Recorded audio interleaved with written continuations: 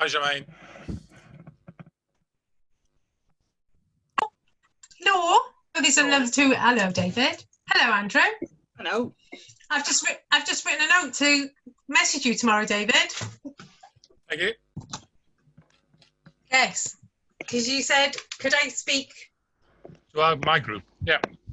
It's your group, is it? Yeah. Ah. You eating anything nice? Crisps. You look like you're eating something very nice and healthy. You eating something healthy? Really healthy. Crisps. Right, I'm going to put my headphones in.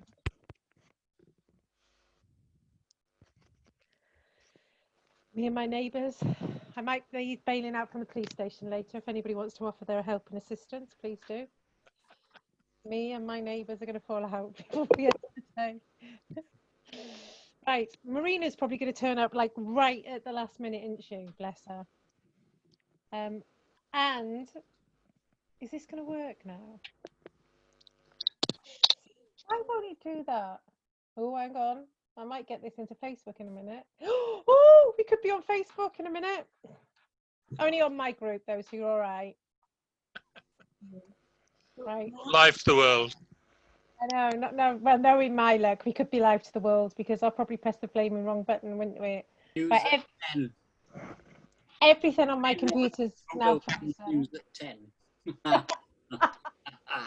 And the news in Wales tonight is, oh my God, everything's frozen. Oh, I hate this. I've actually ordered. Let it go, Shemaine. Let it go. I've ordered. I can't do anything. I can't, like. Where am I? Here I am. I've actually ordered a new computer. I'm so excited. I can't wait. So just spent the best part of £1,500 on a new PC. Desktop or laptop? A proper desktop. I'm struggling on a laptop at the moment. It's just not. The capacity isn't there to do half the stuff that I want to do. No. And then like stuff like this, I want to be, you believe it or not, I want to be more professional in my approach. Oh, look, it's connected to Facebook. You lot can't see, but it is connected. It's connected to Facebook. I'm so excited. Oh. I tell you what, I do need advice from, actually, seeing as there's some gentlemen on the call. That's second before you say anything. Well, that's not nice, is it? Because I was going to like give you something, you know, I was going to say, I just going to make sure, right? I think it is going live on Facebook.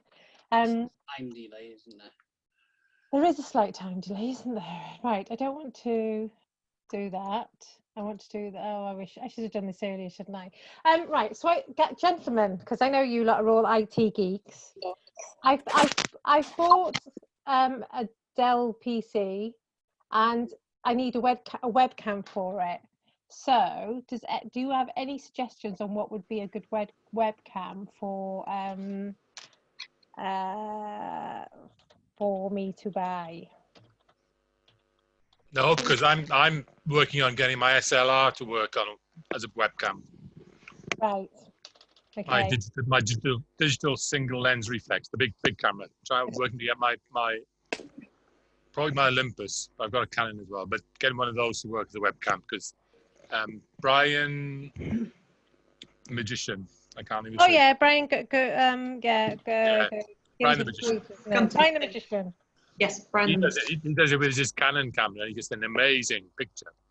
Is he? I'm just trying to get us live on Facebook. Marina. You see, I'm so excited. I can't spell irresistible. Irresistible. God, I need an English teacher. Presence. Right, go live. Yay!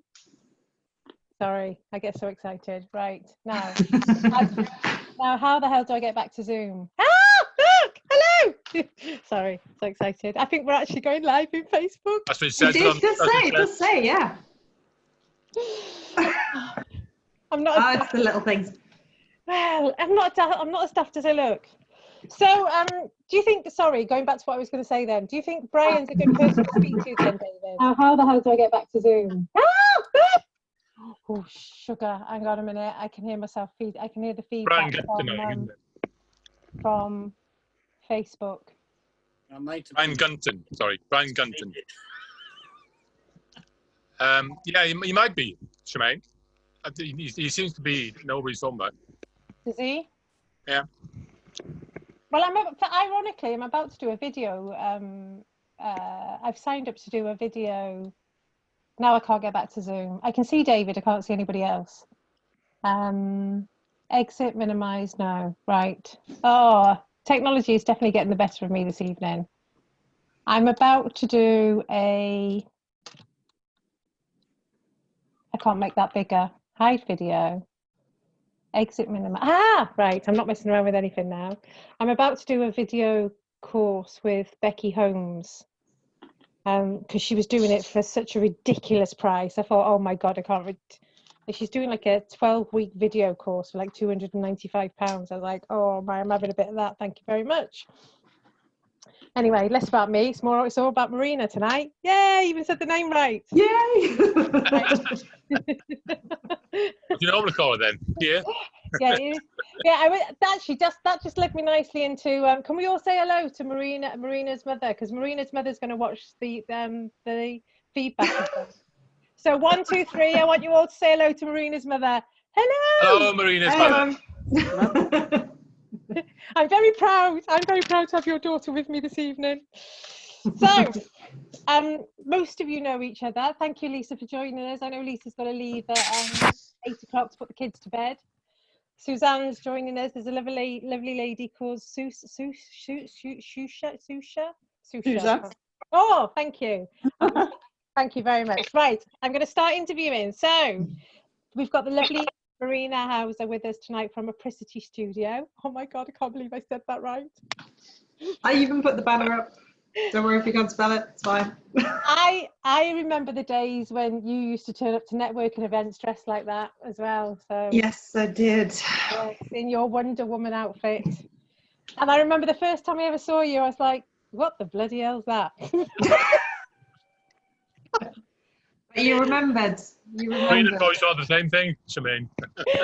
And part of me was like, I wanted to go up to you and go, you are so brave. walking into a networking event dressed like a Wonder Woman, I was like, you do realise we're in Cardiff, didn't you?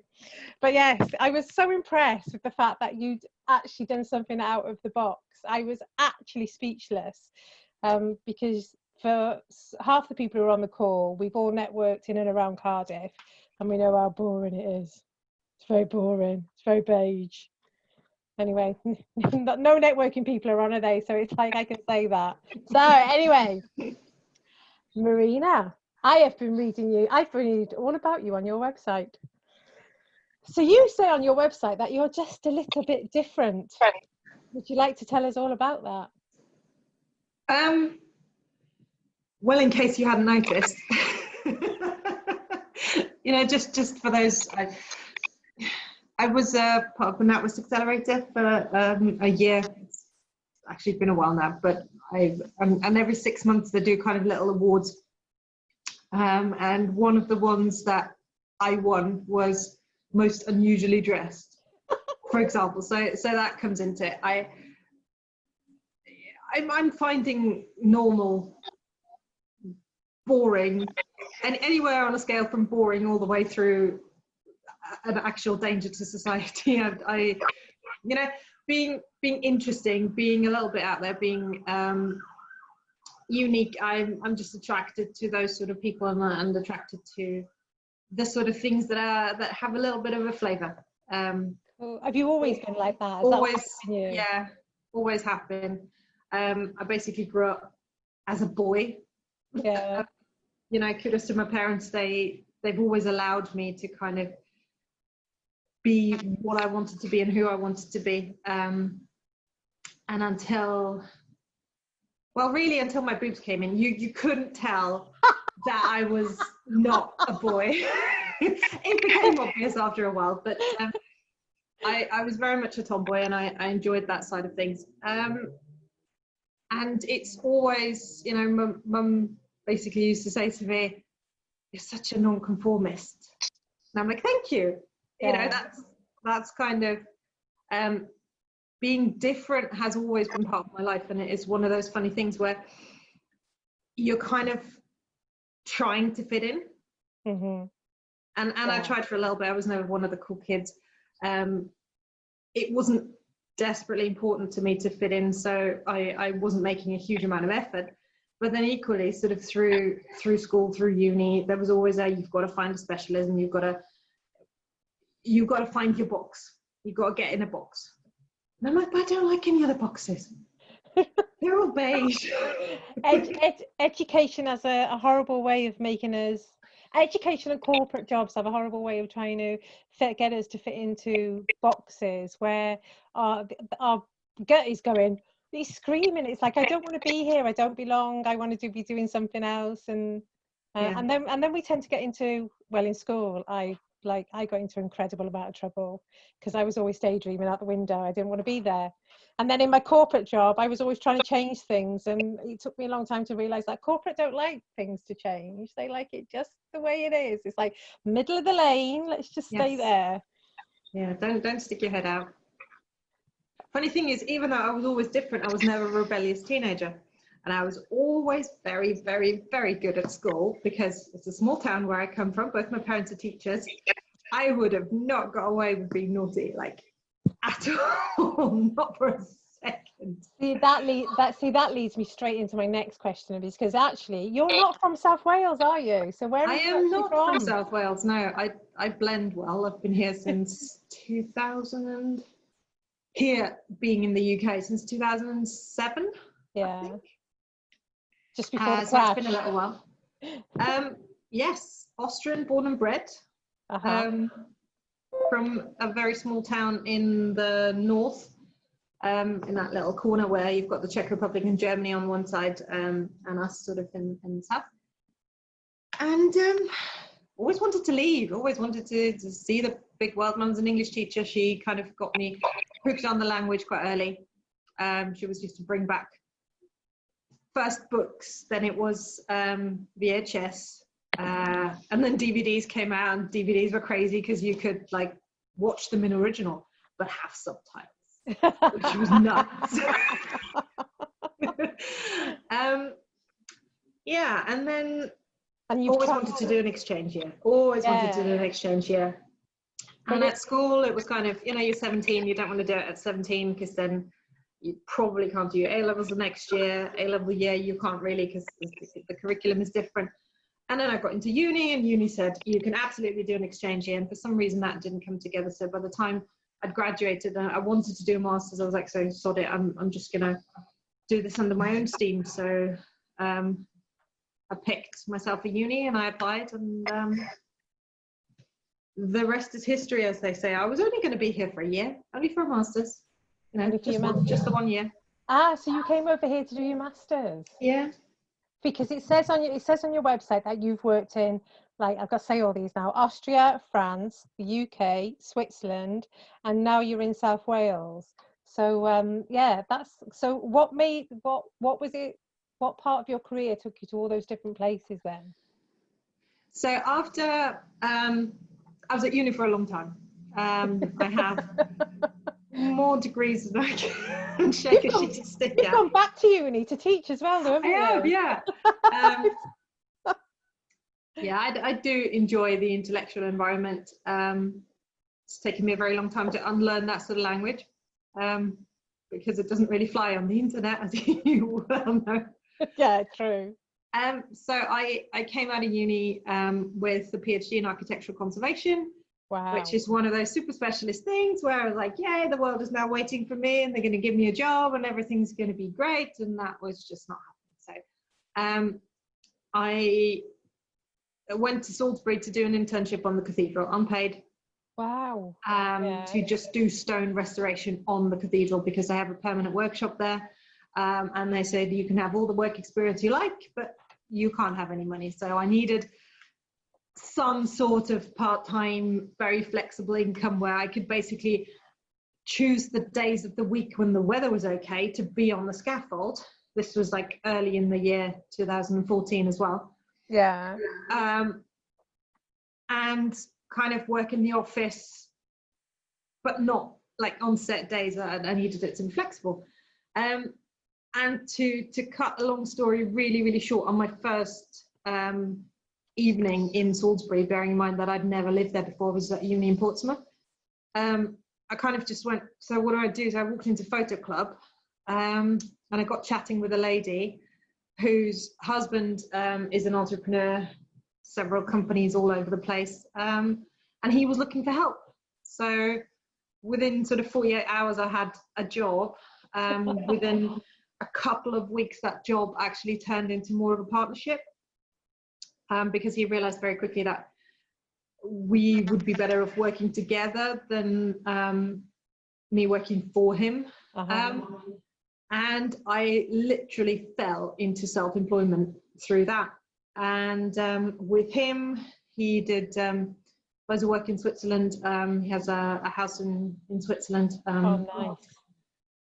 So initially we were distributing software, and he basically he was my business tutor, my how to be self-employed mentor, and incidentally a very cool guy to be around, because he had all these places all over the world that he used to travel around and work in, and I was like, yeah, cool.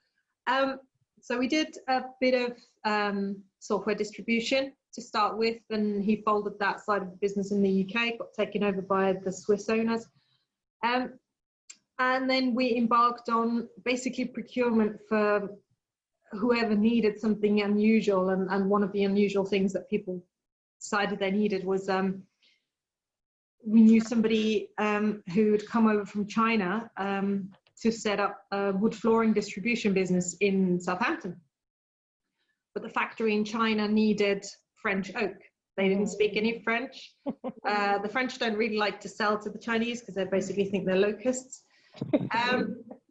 So here's me, and you got to picture this. You know, Anthony, my business partner at the time, was like in his mid-70s, and me, little girl, orange hair, in a white Porsche, going to France to all these forests to auction to buy oak in France, so it can, in log form, go in the container to be exported to China. And we kind of did the procurement, the exporting thing.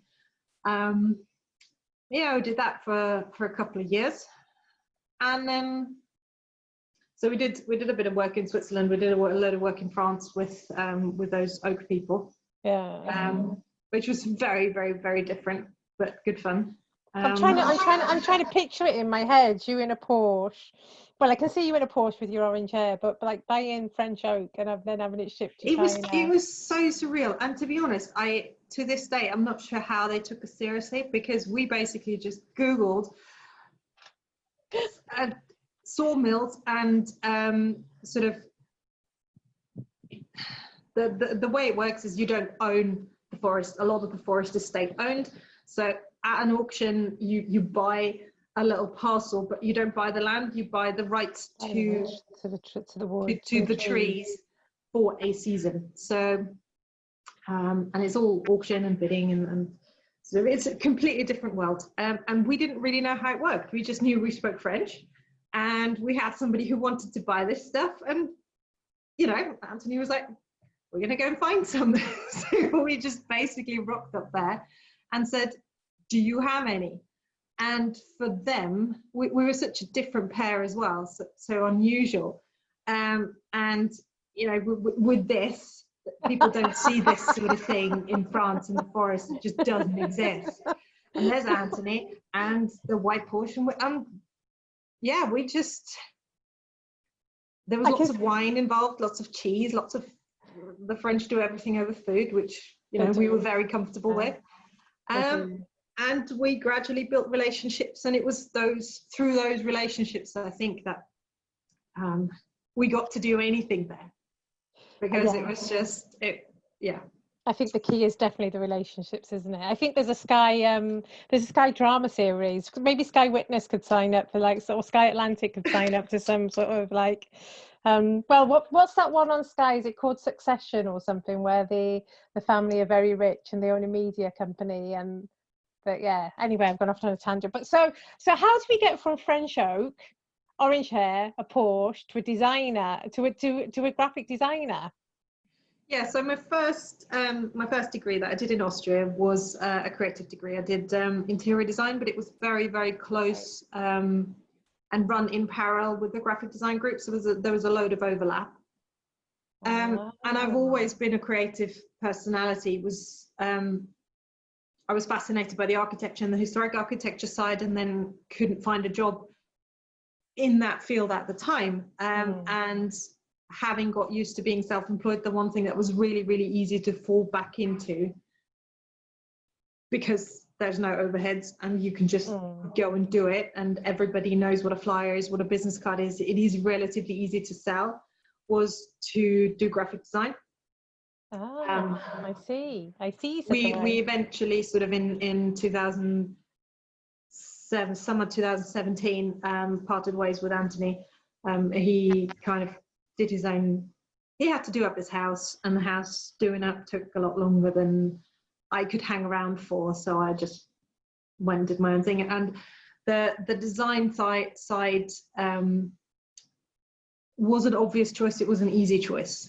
Having said that, I got bored with purely doing the design very, very quickly, because it is very transactional. It's one of those things where they need it yesterday, they need it cheap, and it's kind of in and out. It's very fast turnaround, low margins, and it's low-hanging fruit, isn't it? It's because most people want to have some element of design, or, as me and you have discussed on many occasions, branding done. I want my branding done. And no, what you really need, love, is your logo and your website. So yeah, I can understand how having those skills, that could be an easy transition into going back to setting yourself up as a designer then. So if I've got this right, you set up Apricity Studio in 2016. And I think it says on your website that the penny dropped, and that's what made you launch. So can you tell me, what was the penny that dropped in 2016, and how did you become, so you specialize in branding. What made you move more into that field than just doing the general logo for 20 quid and that everybody wants, can you do my logo for me? So there's two questions there, sorry. So what made the penny drop in 2016, and then what made you, because when I met you, if somebody said to me, who is Marina, I would have said she's a brand expert, because the minute I saw you, it was like, she's a brand expert.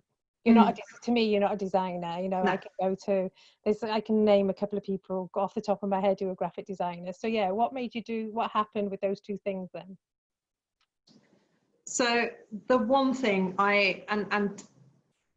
it's only been in the last sort of 2 years that I've been able to articulate it that way. But the one thing I've always been interested in is, how do people connect? How do people tick? And what makes one person interested in something, or two people interested in the same thing, and how can we meet over something we sort of both attach value to? It was an underlying theme in my PhD, and whatever I've done, it's always come back to that, is how do humans connect? And as I was doing this sort of fairly low profile graphic design, a flyer here, a banner there, a business card there, we did a bit of website work as well, it became obvious that the projects I really enjoyed were those where I could go on a journey with my clients, where they let me in a little bit, and they told me about where they wanted to take this, and where we could really dig deep into the value structure, the personality, their dreams and aspirations, really, and to turn that into not just a piece of design, but really a communication structure. And in the beginning, I mean, there is no manual for this is how you brand. No, there's not. You've got to kind of you've got to learn, and it took me a long time to be able to sell it, because, as you say, people go, "Oh, I've got a logo, I don't need a brand." Yeah, now I've got a brand, I just want my branding redone. So you've got a logo. so to get across where it is different, and the kind of value that people take away from a really in-depth exercise like that, plus the design that really fits them and really speaks of their personality, and gives people that the right sort of gut feeling about them, whether they themselves are in the room or not. That took a while to get together, but I was very drawn to it as a discipline, and I think I kind of persevered through a year of really not making very much at all because of that lack of not being able to sell it, not being able to explain it, because it was more expensive than design. And then you kind of go, well, I can just go on Fiverr and get a logo for, as you say, 20 quid. And what's the difference? Well, massive. There's a world of difference. There's a world of difference. But it got better and better and better, and it just kept pointing me in the right direction, that there is something here that people really, really respond to. I had the early doubters used to say, well, why would anybody pay you to talk, to talk to you about this? Yeah, people, you want to charge how much to do what? Exactly. And it turns out people are happy to pay for it. So but you did something quite unique as well. You did something that a lot of people don't do. You were consistent in your message. You turned up and showed up as your message, and you and it didn't change. And there is a lesson to be learnt in that, because fundamentally that is the foundations of a brand to begin with. But because you didn't stand up at one network meeting and say one message, and you stood up at another network meeting and say another message, your message was very consistent across everything. That is where the power of branding comes in, because the penny does drop eventually, and the naysayers are potentially the ones who are going to put their hands in the pocket and pay for it to begin with, because it's like, well, hang on a minute, I've heard her speak here and I've heard her speak there, and actually everything is consistent in what you do, even down to the fact that your email goes out on the same day roughly around the same time on today's topic as well, because I was reading your email in the garden going, I now know what the secret sauce is. I hope nobody else is reading this. No, but I did. I didn't get message you back. But actually, that to me, because we've talked quite a lot about around marketing, haven't we? To me, that is the cornerstone of any. It's the foundations to me of branding. So, what does being a brand guardian mean to you? Because being a brand guardian, I mean, I've worked for some big companies.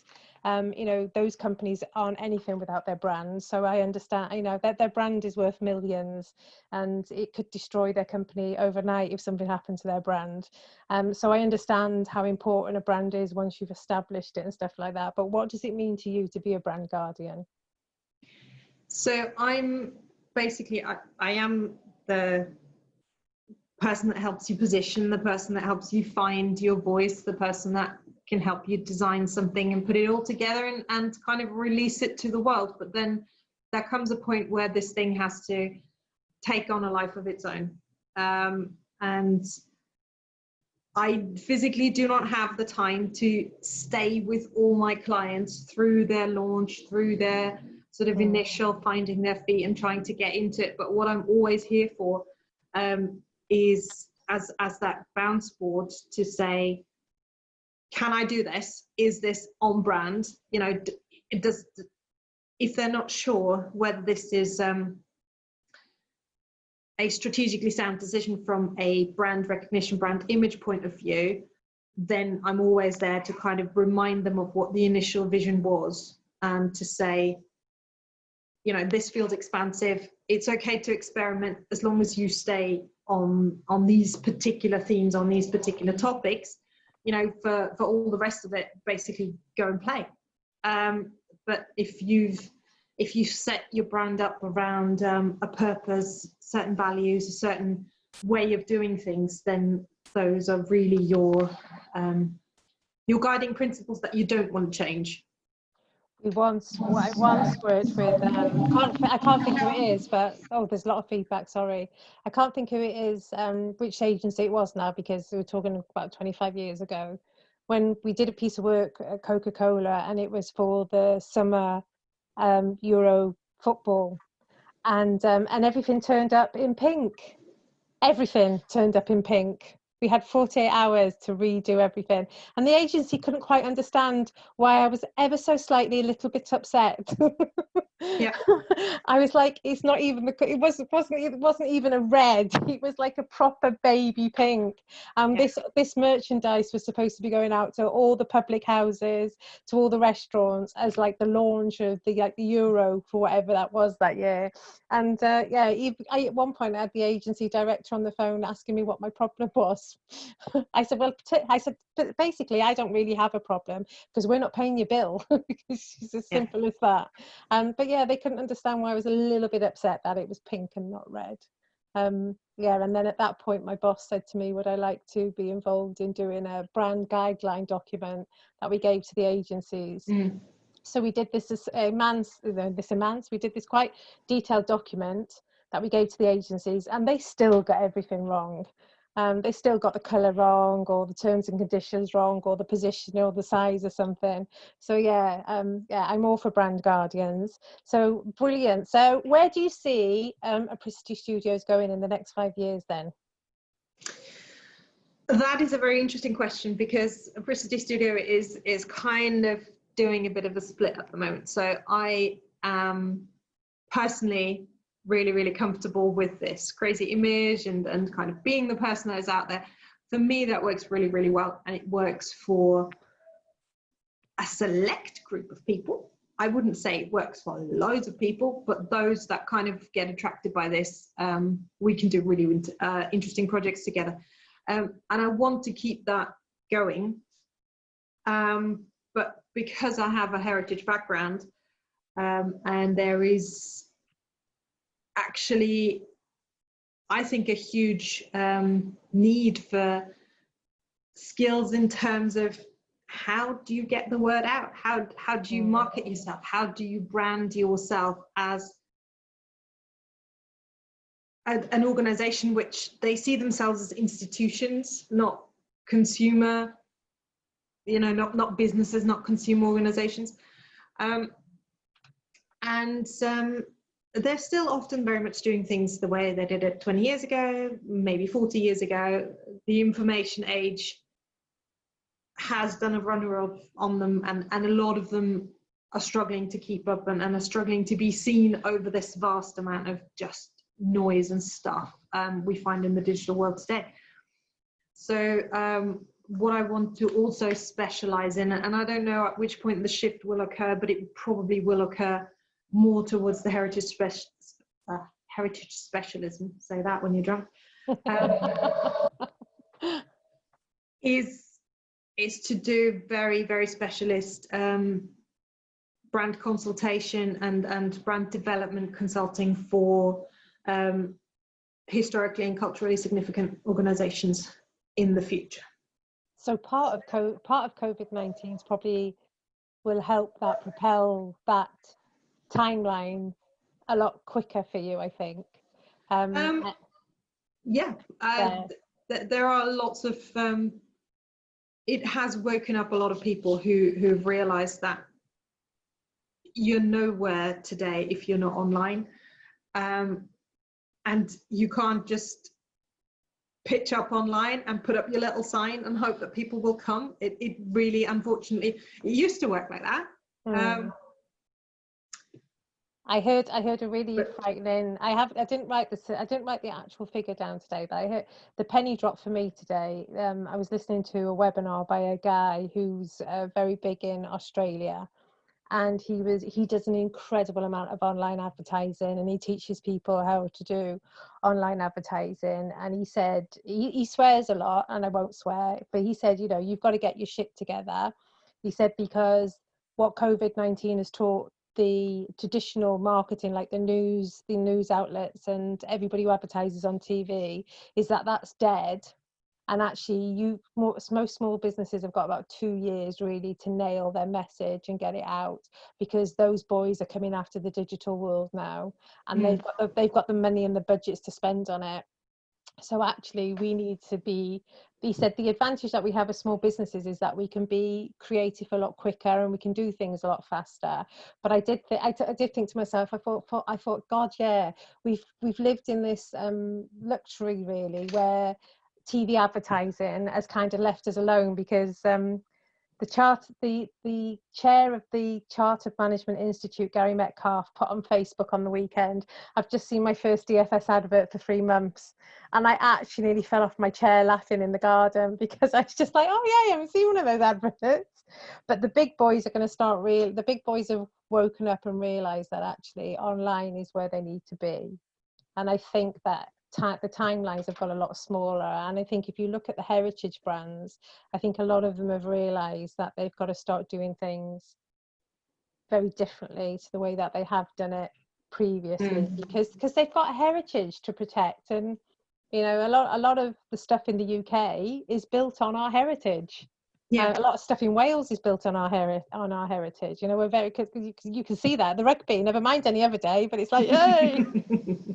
Oh, how exciting! So you've got this new company as well then? Yes. Well, at the moment it's not a company yet, it's a blog. heritagepioneers.com is, you know, I'm not expecting anybody to jump up and note that down now, because it is very specifically for people who manage, own, curate historic and heritage organizations, sites, museums, those sort of companies, because there is a huge amount of help and advice out there for when you own, for example, a listed building, and how do I renew my thatch, and how do I, you know, go for planning application, and how can I apply for a grant. There are consultants doing that.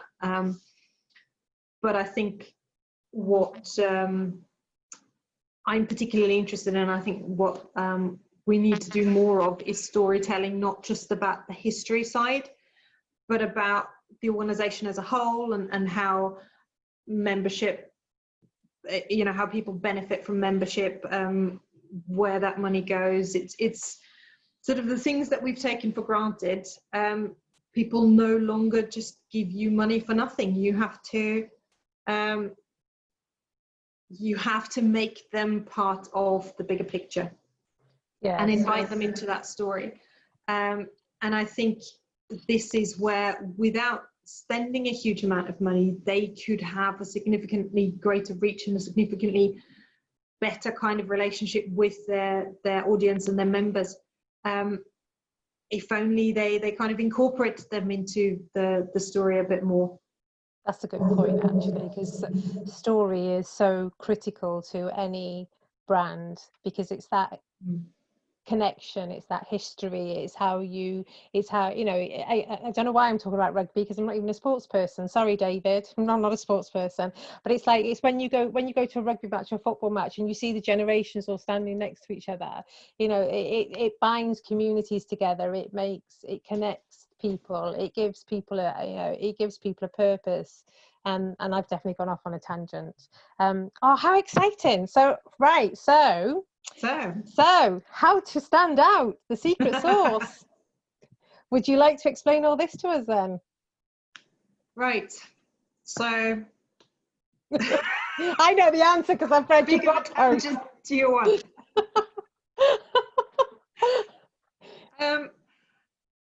I think, to me, it boils down to 4 things. I've written them down. I'm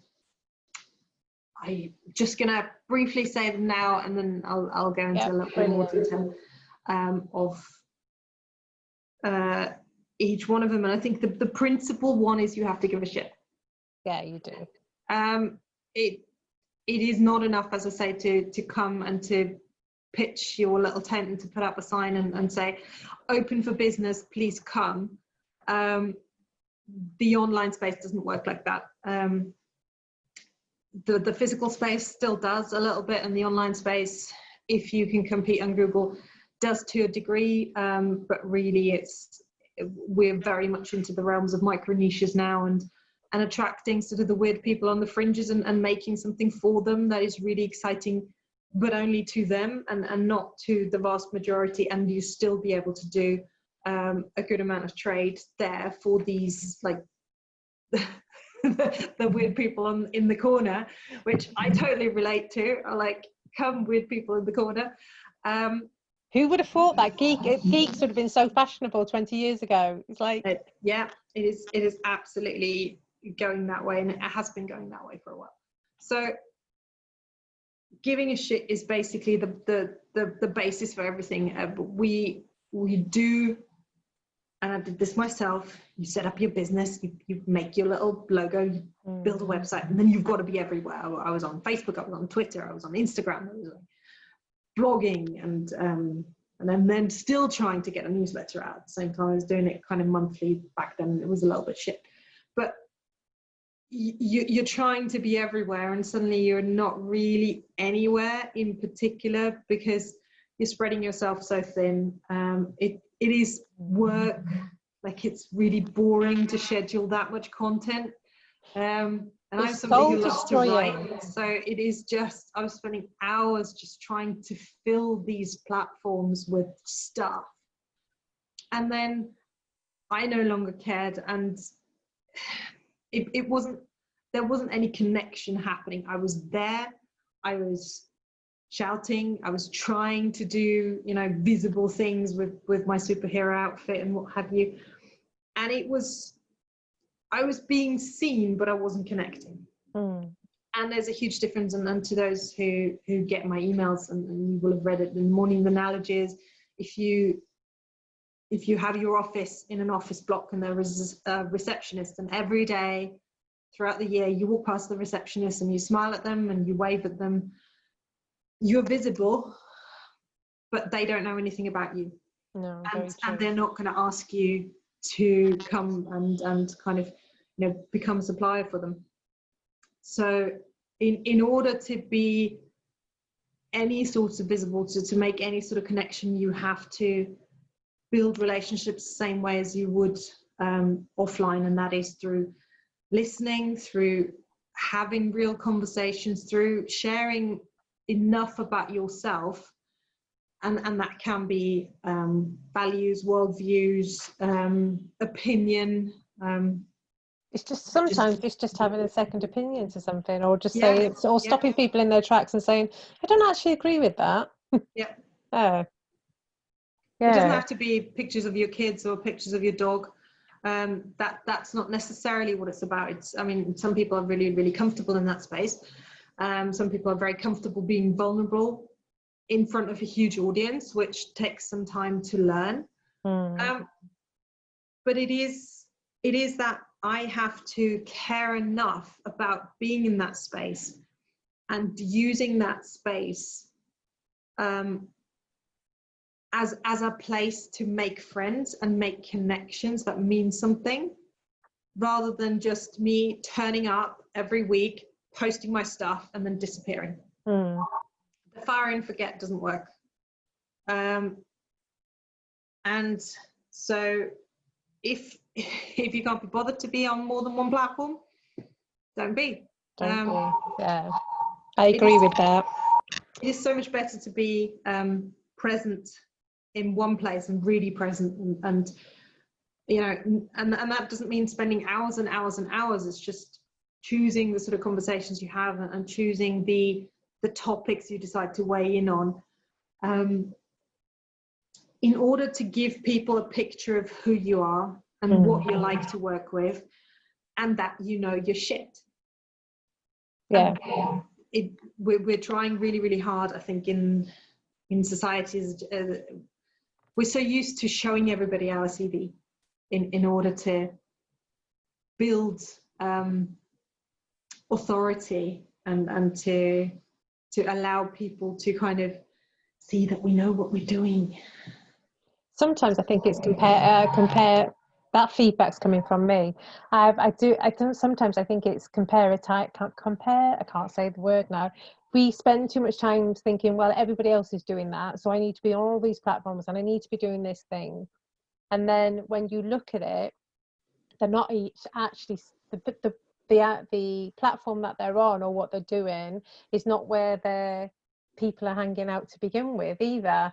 It's kind of like, well, you should be over there doing that. It's like, well, I'm not doing that. I'm quite comfortable on Facebook or I'm quite comfortable on Instagram. And they're listening to people who are saying to them, oh yeah, it's the place to be. You know, it's, oh, you've got to be on TikTok now and you've got to be just shaking your booty on TikTok. It's like, well, my clients might be on TikTok at the weekend with their kids watching stuff, but you know, they're not necessarily hanging out in that place during the week.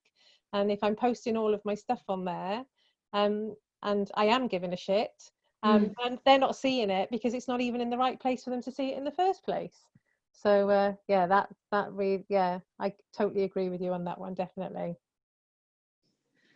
So if you don't care, and I think what I mean here is if you don't really care, because we would all like to have more work coming through social media and get more leads from social media and all these wonderful buzzwords that everybody's talking about. But if you don't care to be there, then everybody will feel it and they won't care to be there with you. They'll be there with somebody else who does give a shit. We've all seen it in networking meetings, haven't we, where that person stands up to give their 60 seconds and you can clearly tell when they've walked into the room that they don't want to be there. Yeah. And by the time it gets to their 60 seconds, you almost want to tell them to sit down, don't you? It's like, you sit down, I'll do your 60 seconds for you, it's all right. So if you can see that in a networking room, it is so visible online that it amazes me that people can't see that disjointedness. But hey-ho, well, they're learning. It's getting very noisy out there, isn't it? So yes.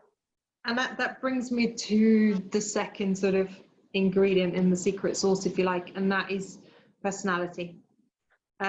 We are so still so used to having to be professional, and especially those who've had a corporate career before or had to wear the suit and tie. It is so hard to get out of that because it's the uniform, it's this is what's expected of us. We have to be professional in a certain way. And yes, I mean, we've had this conversation before. It applies more to certain professions than others. I'm a designer, I can get away with anything. I'm a creative type. Doesn't matter. I'm blonde. I can get away with it, but it's when they morph into like they get behind a keyboard and they're like, ew, and they turn into somebody else. I'm like, did you actually write that piece? Because that's not the way you normally speak to begin with. Yeah. So there is that, and you have to bring yourself to the equation. I work almost exclusively with service businesses. So none of them have the luxury of being able to take a thing and show the thing to clients and say, would you like to try this and to see if it's any good?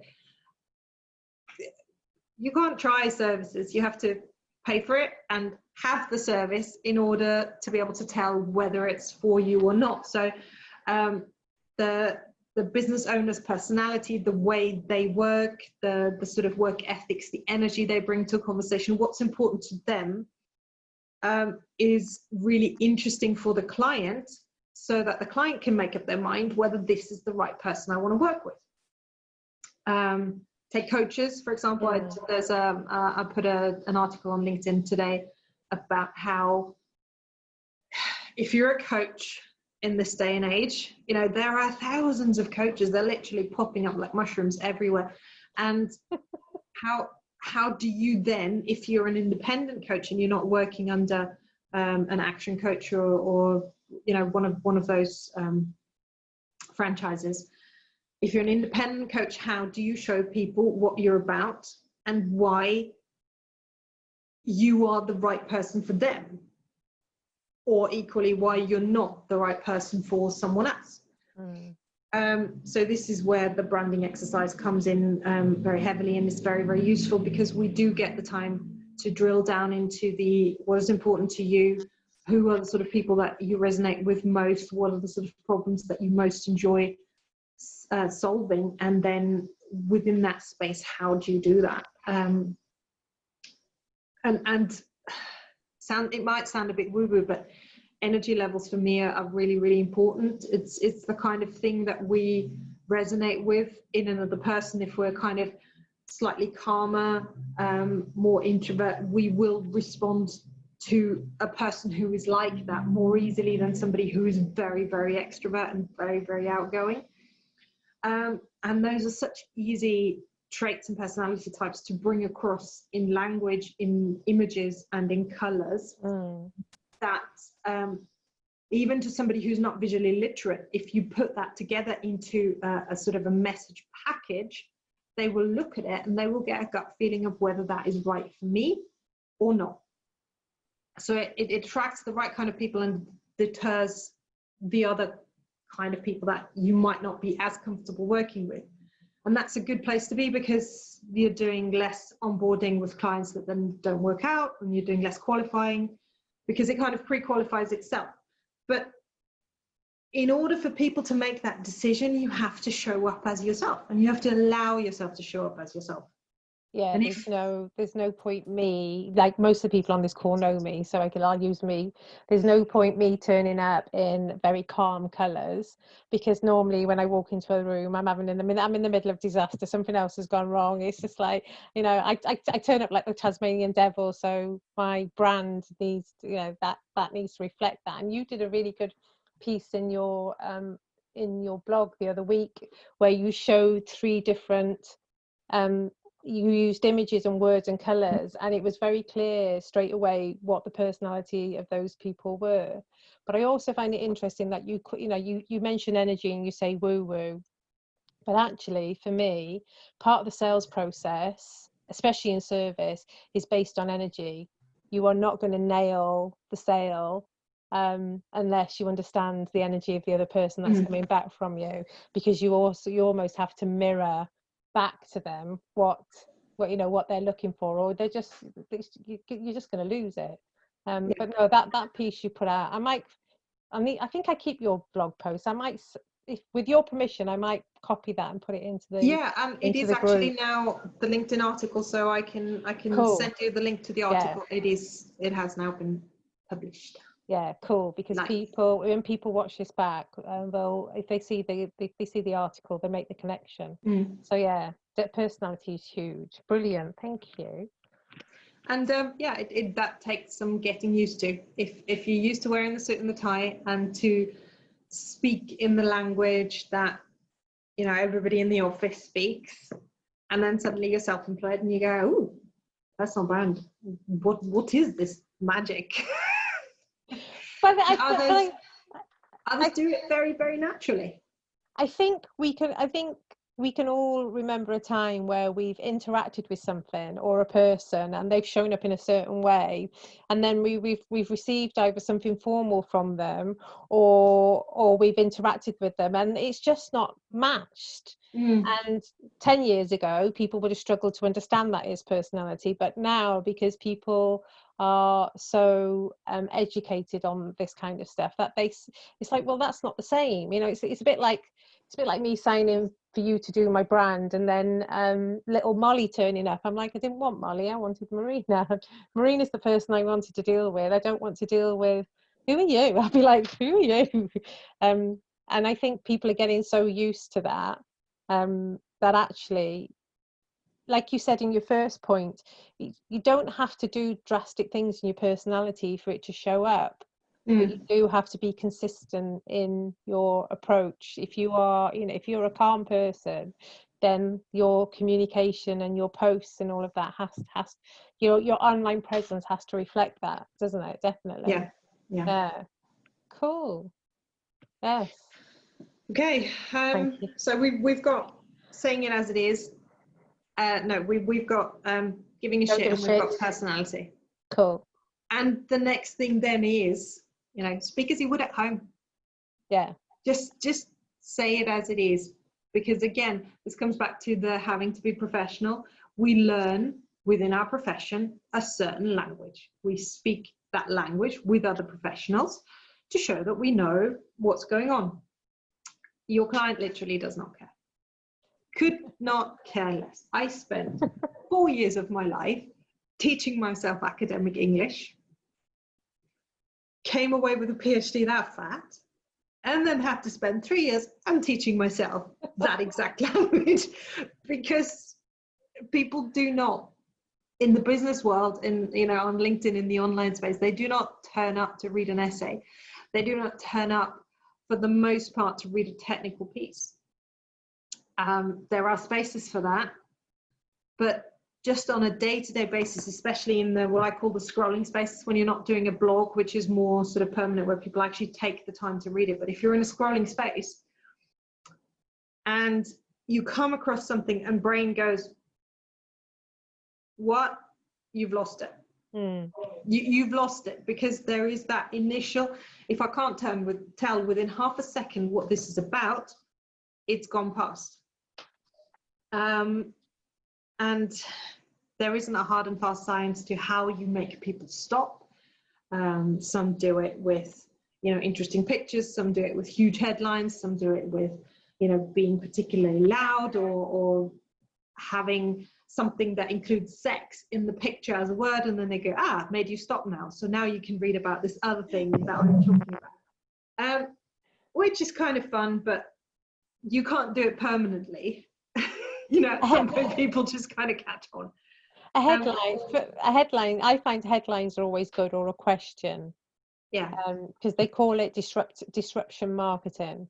Yeah. Because they want you to stop the scrolling. They want you to, like, and I said it in a ladies group today to a lady. It's like and she comes from a corporate background.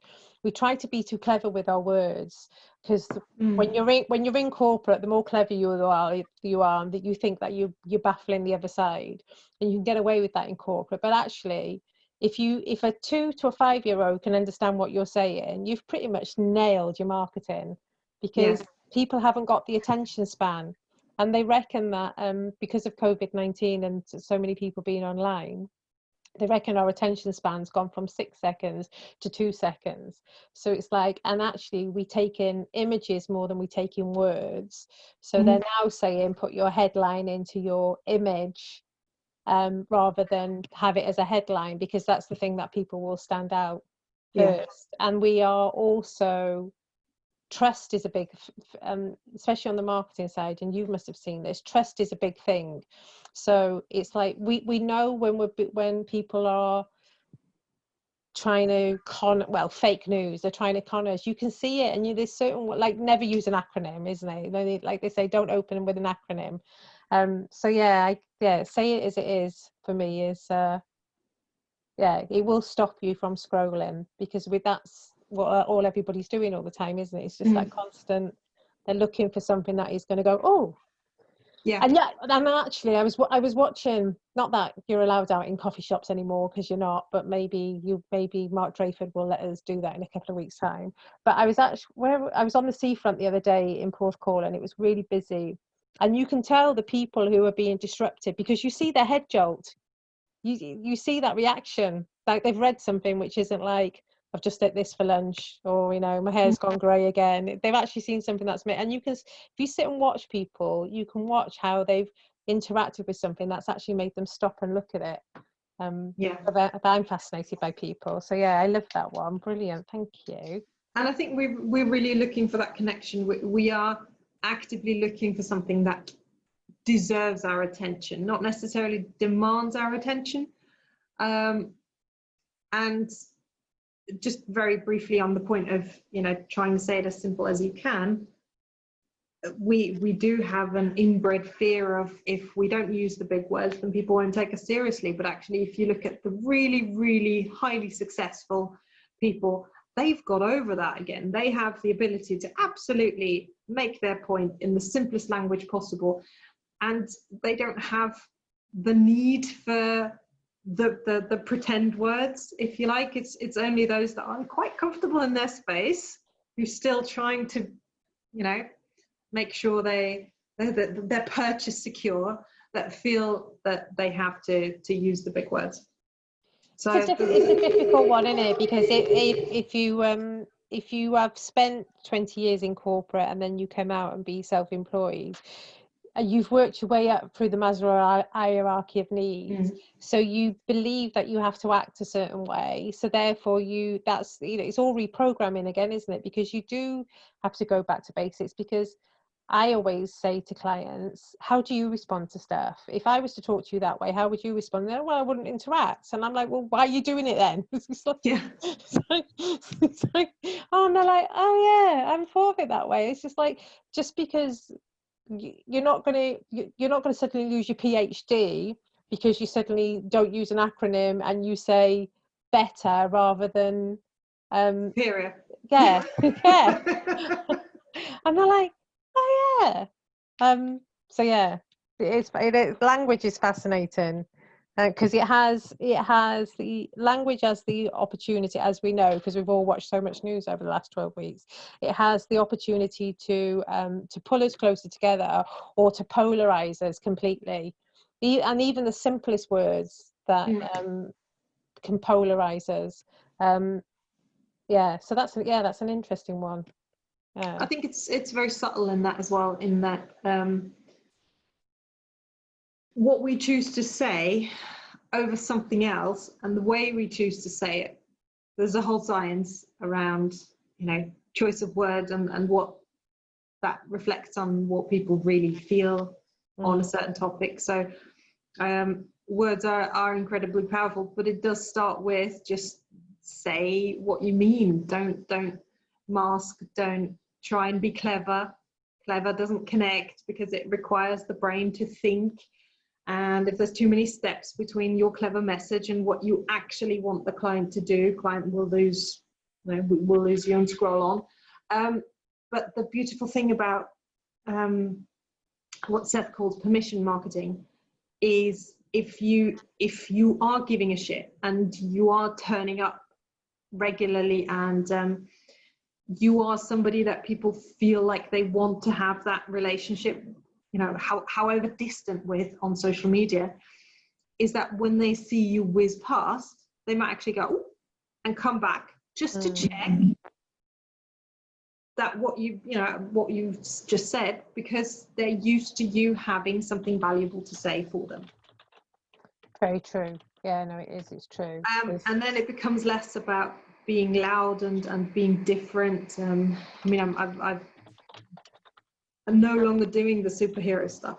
I've retired the Apricity girl about a year ago, because anecdotally, while it does get you seen, and it gets you talked about, and people take pictures, and people remember you like 2 years on, they go, I met you at this socket thing, and you were the woman in the dress, and I guess I was the woman in the dress. But funny enough, and I had to learn this the hard way, people don't care about you if you're the hero. They want to be the hero themselves. So, which is why I chose to put her up today, because that's what people remember, that's what they know, but that wasn't actually selling. Interestingly enough, it was visible, but it wasn't selling. So the connection point happens where you give people something valuable that is valuable to them, not valuable to you as a business. Yeah, I think the thing with you turning up in your outfit was it was disruptive, not disruptive, and he said the wrong word then. See, look, communication, it's all about communication. It was disruptive. So it is one of those elements of a brand which you can use. You can have it in your arsenal, in your toolbox, can't you? Because it's one of those things that you can pull out and use, because people will always remember you as the lady that turned up dressed as a superhero. And again, that's the power in long term, that's the power of a brand, isn't it? Because you could turn up with her in 10 years time and somebody in the room will always go, oh, it's Marina, I remember you. But it is having the understanding of when not to use something and when to use something as well, isn't it? Yeah, I know what you mean. I hadn't really thought about the superhero part, really, but yeah, ultimately everybody's thinking, what's in it for me, what am I going to get out of it? And our senses are so heightened at the moment that you have got to be able to cut through that quite quickly, and the whole waffling it's not going to work. going forward in whatever the new normal is. Yes, but yeah, interesting. Yeah, interesting. Thank you. And then my fourth one is the one most people struggle with, but I wholeheartedly recommend it. Is just go nuts, experiment. Yeah. Because it's, you know, there's nothing new about yesterday's news, and you become yesterday's news so quickly, especially on Twitter.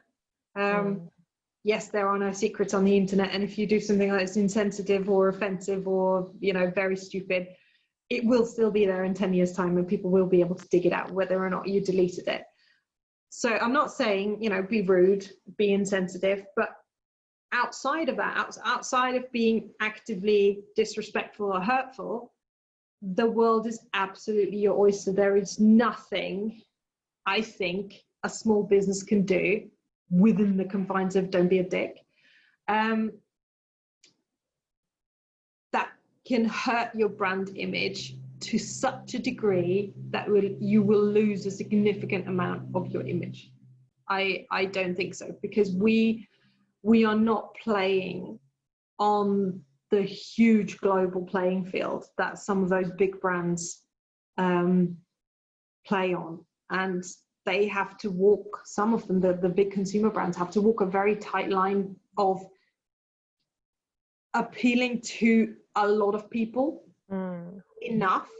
So there's a massive band in the middle of average people doing average things, liking average stuff. And if you're a household brand, a household name, you have to appeal to enough of those average people in the middle in order to have a significant amount of market share. But that means you can't really afford to be very political or be very out there, or even desperately experimental, because the average people don't like crazy things. No. They like average things. For smaller businesses who do not physically have the capacity to serve everybody, we have the great privilege, I think, to work, as I said, on the fringes, in those small gaps that are left, where there are no average people, or there are people who are average in one respect, very, very specific in another aspect. And if you found your tribe, if you found those people that they're excited about what you do and you serve them right, and they want to be part of that journey, they want to be part of that family, then whatever anybody else thinks about the crazy thing you've just done, as long as it works for the people that are your people, you are doing it right. And there is no way, you know, the algorithms are changing every day, advice is changing every day, what works, what doesn't work is changing every day. Some people are really successful with doing something like this, then somebody over here is doing the exact opposite and is still really successful. But there is no hard and fast rule to what works. So you have to find out what works for your people. It doesn't have to be huge, though, does it? It could just be. It could just be something just slightly out the box. Or because one of the things that really annoys me is, especially like you talked about coaches earlier, is the cookie cutter approach to coaching. It's like, I can buy a book on that, I know, and I've been around the block. I don't want a cookie cutter approach. I want somebody who's going to do something a little bit different. So that little bit different could just be, you know, we don't do it this way we do it that way. And it doesn't have to be earth-shattering. It could just be something that is going to make people stop and think, well, actually, there is a different way to doing it. Because I also know that you've obviously seen this. Lisa's had to leave us, but she sent me a question. She has to go and put her kids to bed, bless her. She did message me earlier and say she's got to go, but she's got a question. When we get to questions, I've got a question to ask you. There's a couple of things I've noticed recently was a lot of the big brands have been slated online because they did that Instagram black post for Black Lives Matter, and then everybody was like, yes, where's the black person on your board? which I thought was a relatively good question to ask, especially when these brands are selling predominantly to black people, you know, like the Nikes, the Adidases of the world, who, you know, are selling to black people, and then they put up the black shutter, and then you look at their board and there isn't any. But I can't think who it was. I saw somebody on Instagram yesterday who changed their background to a rainbow color, and it was a statement about the fact that the majority of the company were gay. And then that night, they admitted that they'd lost 5,000 followers that day, and they'd had some really abusive messages from people, homophobic messages from people, and they stood their ground. They were like, "This is who we are, and if you don't like us, you're not our client." And I just thought, you know, the narrative is changing. Yeah. You can stand and be quite proud as a business owner and stand for what you want, because they might have lost 5,000, but I'm sure they probably gained 2,000 people back, because people would have stood up and supported them just because they weren't beige anymore. And they showed their true colours. So I thought that was quite an interesting one yesterday. But a lot of people won't experiment. A lot of people will be oh no, I'm just going to copy them. I'm just going to get, you know, I'm just going to follow that route because I'm comfortable with that. How would you then try and persuade somebody to be a little bit different? That's put you on the spot, really, isn't it? Because, like, yeah, how would you explain? Because you're used to experimenting, aren't you? Because obviously you came out dressed as a superhero. Well, so how would you try and convince a client then to experiment a little? So people who are much more eloquent than I am on this particular topic, because they've spent their life talking about it, would say that the space that feels safe to us, which is the space where we do the same thing as the competition does, and we look around and we kind of all fit in, and we want to stand out, but then really when it comes down to the wire, we kind of go, oh no, we couldn't possibly, you know, we couldn't possibly do this, because that's too much. And I'm not even saying sew yourself a dress and you know, around Cardiff. You do not have to go there. But for some businesses, just doing video is crazy. You know, dropping the suit and tie from LinkedIn is great. Those are like big steps for some people. Yeah, you're right there. If the safe space is no longer we feel that our comfort zone and our safety zone are in the same place, because if we feel comfortable, you know, the saber-toothed tiger isn't about to jump out and eat us, so we should be safe. But in a space where everybody's doing the same thing, being comfortable is no longer safe. Because if you were moving over here where you stood out and you kind of had to make yourself a little bit uncomfortable and try new things, but it would attract business, and it would actually mean that you would be more visible, and you'd get you know, more meaningful connections, more repeat business, more followership rather than just customers, then you in truth are safer where it's a little bit more uncomfortable as a business. And this is a huge conversation I'm going to have in the heritage space, where they're very, very, very much in their safety / comfort zone, because this is how we've always done it. This is how it's and always there are been older done. people on the boards, and you know, just like, okay. But yeah,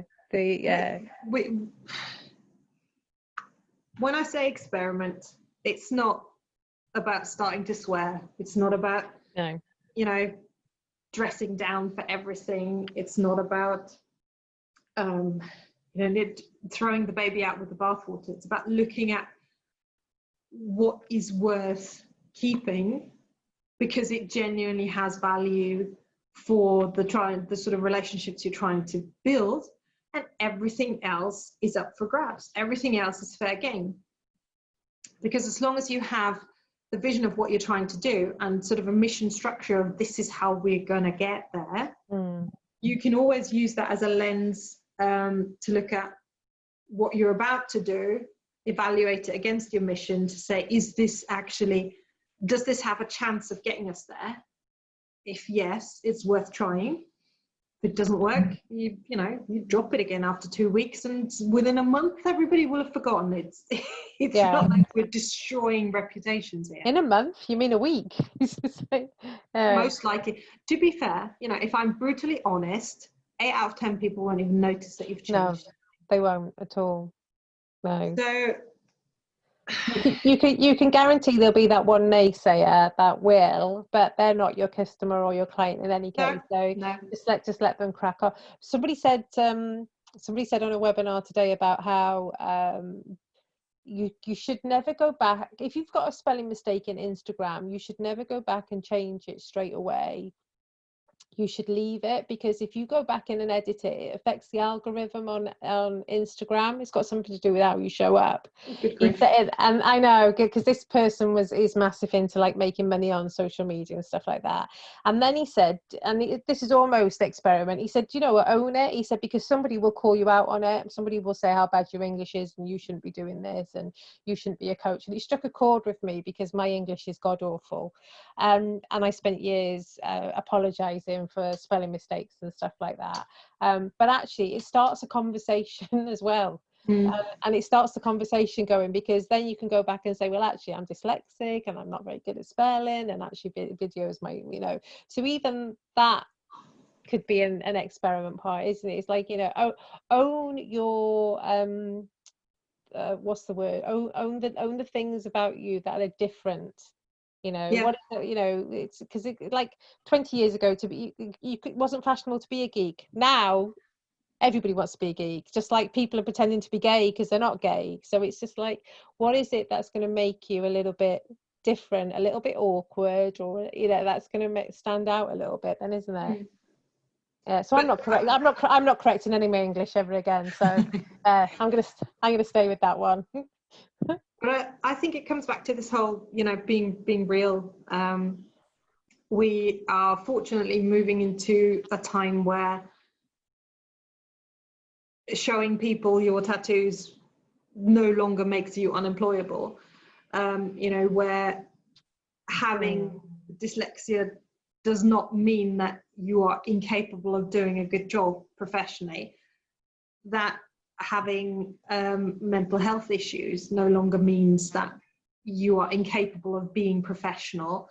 That somebody who turns up and swears as much as Gary Vee does can attract a huge amount of very serious followership. I mean, there are the fanboys who kind of just lap up everything he says, but he has a lot of very interesting points to make. And whether or not you resonate with that energy, he does cut through. Yeah, he does cut through. There's have you seen the Dove advert? They've made a series of adverts around women, and one of them is a police officer that's been stabbed or shot. Another one is a detective whose hair is all the way up here. And there's another one that talks about, she said, one woman says that she left her job because she sat down in a performance review and her boss didn't like the colour of her hair, so she decided to leave and be the person. I can't stand the Dove advert because it gets on my nerves, but there's elements of it which is kind of like, God, I remember that. I remember sitting in a performance review meeting and being told off for things which were just like, it's like, seriously. It's like, is that really important in the grand scheme of things? I had a spat with somebody on LinkedIn yesterday about, I think he was in HR, and he was posting tips on how to beat the machine that pre-selects CVs. Right. Because if a company puts out one job advert and they get 300 applicants, the way he positioned it was, there no longer is a choice to have any humans involved. We have to use the machines because otherwise it's unmanageable. I'm sure there is a choice here somewhere. You've just chosen to make it easier for yourself. But fine. Yeah. That regardless, and he was basically saying you have to use this kind of language. You have to do this in order to beat the machine. And the whole situation makes me so cross when I'm like, we have to squeeze ourselves into this corporate stencil. And it's not even a corporate stencil anymore. It's like this digital stencil. This is what it wants. And unless I know what it wants and I can give it that, it has nothing to do with who I am and you know, what else I can bring to the work. Unless I hit my keywords, I'm not even going to get through pre-selection. And that kills me. That is so soul destroying. So we're teaching kids to pass tests, you know, to play the game in order to win the game. We're teaching applicants to squeeze themselves into these specific keywords that will allow them to get through pre-selection. It'll become like a cheat sheet then, won't it? Because well, like, it doesn't make you inherently more qualified. No. You just learn how to beat the thing. How to beat the thing. My next door neighbour's husband's applying for loads of jobs at the moment. I didn't know this. I mean, we didn't speak before 12 weeks ago, and now now I'm nearly babysitting their daughter and giving them marital advice. And I'm being a mother to her. But she wants her husband to have a civil servant job, and he's not got past first interview. He's not got to an interview stage because he's not saying the right things on the form. Yeah. And she's desperate to try and find somebody to find out what it is that he's supposed to say in this pre-select. And I just looked at her and I thought, I'm so glad I'm self-employed. It's just like, I really could not deal with that level of thinking by a computer. A computer's making a decision. It was bad enough when you're sitting in an interview panel and there's, you know, you clearly know that one of them doesn't like you, so you're not going to get the job. But it's like, you know, the whole, like, a computer's making a decision on whether I'm good enough. Yeah. A computer, for God's sake. Yeah. Based on criteria that we told them we wanted, which if you ask any HR person, people are usually writing the wrong job specs anyway for the sort of people that they're like. So it's like, this is a huge conversation. But I'm just, it made me very glad that there are people out there who value their own individuality and their own way of doing things enough that they pay me to help them visualize that so I can make a living being different. Well, you know, if you've been in marketing long enough, and the people that left on the call have been in marketing long enough to appreciate that, you know, that you've got to have a USP. You know, and your USP sometimes could just be your personality. It could just be, you could just be, instead of being the yes person, you're the, why are you doing it that way person? Like, stop doing it that way. And that, you know, and sometimes that's mind-blowing to small businesses because they're like, it can't possibly be that simple. It's got to be this big, all-encompassing, and I've got to spend thousands of pounds on it. It's like, actually, no, you haven't. If you just turned up as you, spoke as you, dressed as you, then you are 80% of the way there. Fascinating. Can you just very quickly recap the 4 tips that you've given us, please? Okay. So, baselining. If you don't give a shit, nobody gives a shit, which is that is brand strategy in a nutshell. And this is where I don't need you to write 20-page documents that nobody ever reads. If you don't care, nobody else cares. So you have to care enough that people who are undecided at least can say, okay, I'm on board with this, I want to be part of this, or no, this isn't for me. Personality, bring yourself, or if it's a business that's bigger than yourself, make sure the business has a personality, the business has a way of speaking, of reacting, of you know, has baseline values that determine how to interact and react to things that are going on in the world. Because without that, depending on who's kind of answering, you know, who's doing the post in the business or who's answering the call, you're getting a slightly different flavor every time you interact with the business, and the business suddenly becomes something with 6 heads. And true. Again, consistency. And that's not to say there isn't room for individual personality within that consistency, but the business itself needs to almost be a person, or be seen as a person, to be able for a team to keep that consistent. Saying it as it is, as simple as possible, as straightforward as possible, with as few big complicated words. I mean, I can do a sentence which is like 5 lines long. There's an entire paragraph in a sentence and causalities and this back and forth, and you know, I can do big words, but the SEO doesn't want you to use big words. Attention span doesn't want you to use big words. The ability to get your message across doesn't want you to use big words. So the simpler you can say it, the easier it is on everyone, because just remember this, brain thinking uses energy. Thinking uses calories. From an evolutionary standpoint, we do not want to use calories unless we have to. Thinking requires effort.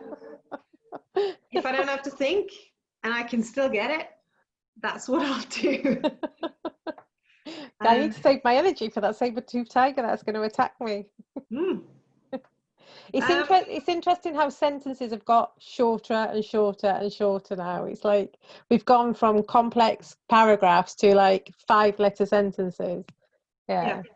And I can start a sentence with "and," which, you know, my English teacher would dick me for, but it is now entirely possible. And I have a friend who's a copywriter who's also starting his email sentences with an "and," which is just like, it's your playground. You make the rules. And very true. Experimentation is the last one, and that again doesn't mean bring on the circus. It's more of a try things that make you slightly uncomfortable to see whether it might not be a fantastic thing. Yeah, true. They're all really good points. Thank you. Yeah, that is good actually, especially with the level of stuff, the activity that's happening online now. Who knew? Who would have known 12 weeks ago, 14 weeks ago? No, are we 14 or 15, 14, 15, 16 weeks ago? That so many people would be scrambling to get online. Is it 16 weeks? 16 weeks according to, I'm tracking it according to my calendar. Mind you, I'm in marketing, maths was never my forte. So it's probably, it does say 16 weeks on mine. 16 weeks today. Wow. The 23rd of March, we went into lockdown. Yeah. And I've actually been in self-imposed lockdown since the 17th, so a week before then. Yeah, I was a week as well, because somebody I'd been in contact with had been in a building where somebody the previous, so it was just easier to do that, wasn't it? This will be a year that we never forget, that's for sure. So I'm going to open it up to questions. I've got a question for Lisa, because she is going to listen back, bless her. She has messaged me. You've kind of answered it, but if we can answer it for Lisa, that would be really cool. Lisa has said, so I think you've met Lisa before. She's utility warehouse lady. She's been doing it for 4 years. So she's obviously got, she's got some energy in the game, bless her. She said, would just like to ask, words and the power of those. Can you overthink it when you are trying to write a post? Should you just go with your gut and keep your message in line with who you really are and your personality? Yes, you can absolutely overthink it. Absolutely. And the overthinking is not going to make your post worse, but everything is just going to take you longer, and then it sucks the life out of you, and then you start doubting it, and then it doesn't happen, which ultimately will make it worse. So one thing that I find really, really helps is having a theme for your business, your content. Yeah. And within the theme, you have 3 or 4 key topics. So what is the theme? For example, each film has a theme. It's the moral of the story, the key takeaway, the sort of the thing that if you could talk about nothing else, that's what you would talk about. My go-to example, because I'm a nerd, is the Lord of the Rings, for example. What is the theme within the Lord of the Rings? And one of the big themes, for example, is that even the smallest person can make a difference. That what the whole sort of 12-hour storyline condenses down into is this one little insignificant person affects the course of history. And so within that, you then have you know, friendship and loyalty and determination, and they are all topics within the bigger theme. And so if you have the theme, for me the theme is you have to stand out. You have to find a way to stand out. That for me is my theme. And then within standing out, I can talk about brands, I can talk about language, I can talk about how you show up, I can talk about personality.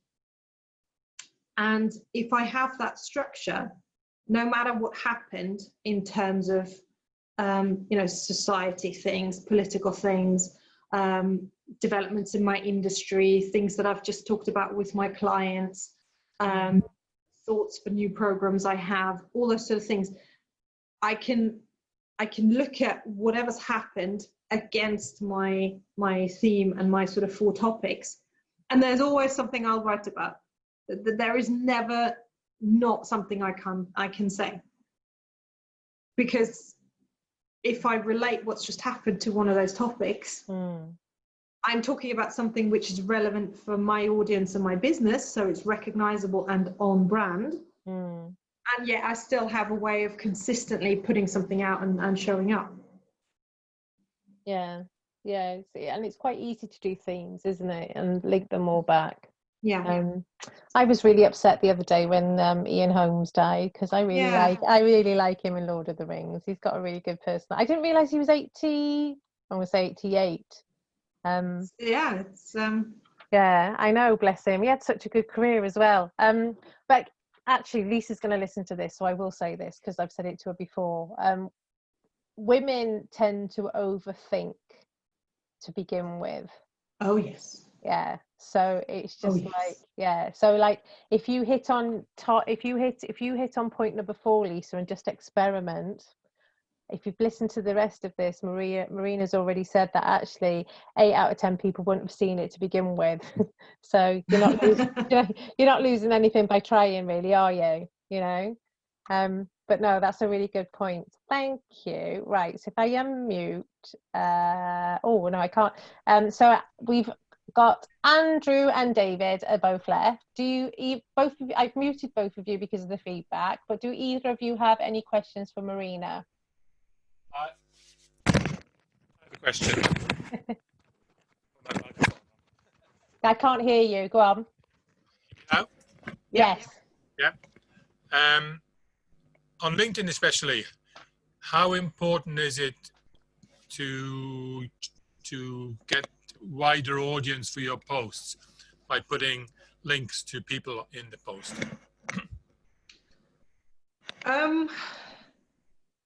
Well, there is obviously the debate around vanity metrics and how much does it really mean for lots of people to see it.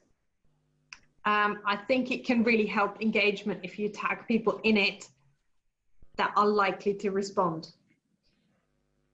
The thing is, you have to find people who will respond to the tag within probably the first 2 hours on LinkedIn.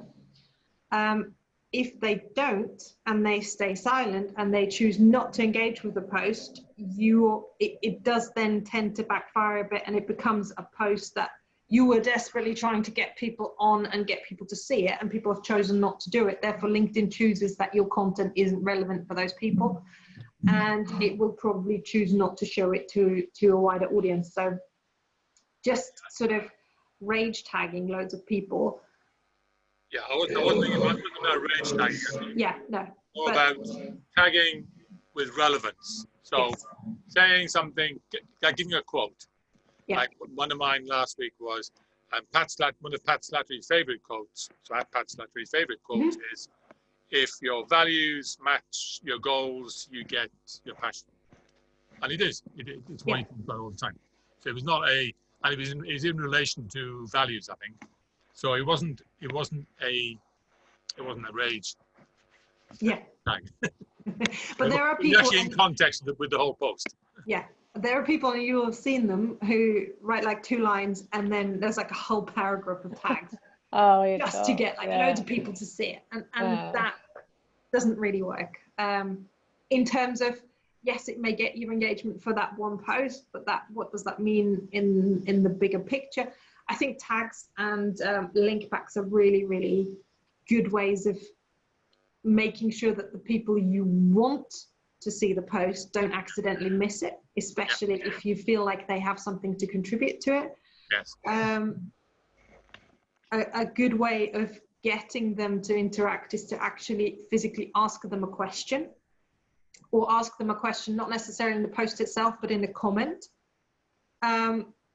because that then gets them to comment.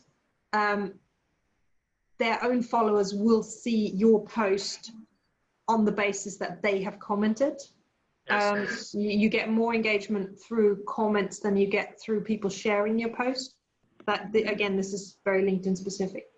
It is, but I believe, and I'm sure other people do as well, that it's better to focus on one or two of the social media sites rather than trying to do everything on all of them. I mean, it's and I enjoy working on LinkedIn, and partly because I'm getting into the swing of the feel of how to write posts that are sensible, but get like 300-400 views at the same time.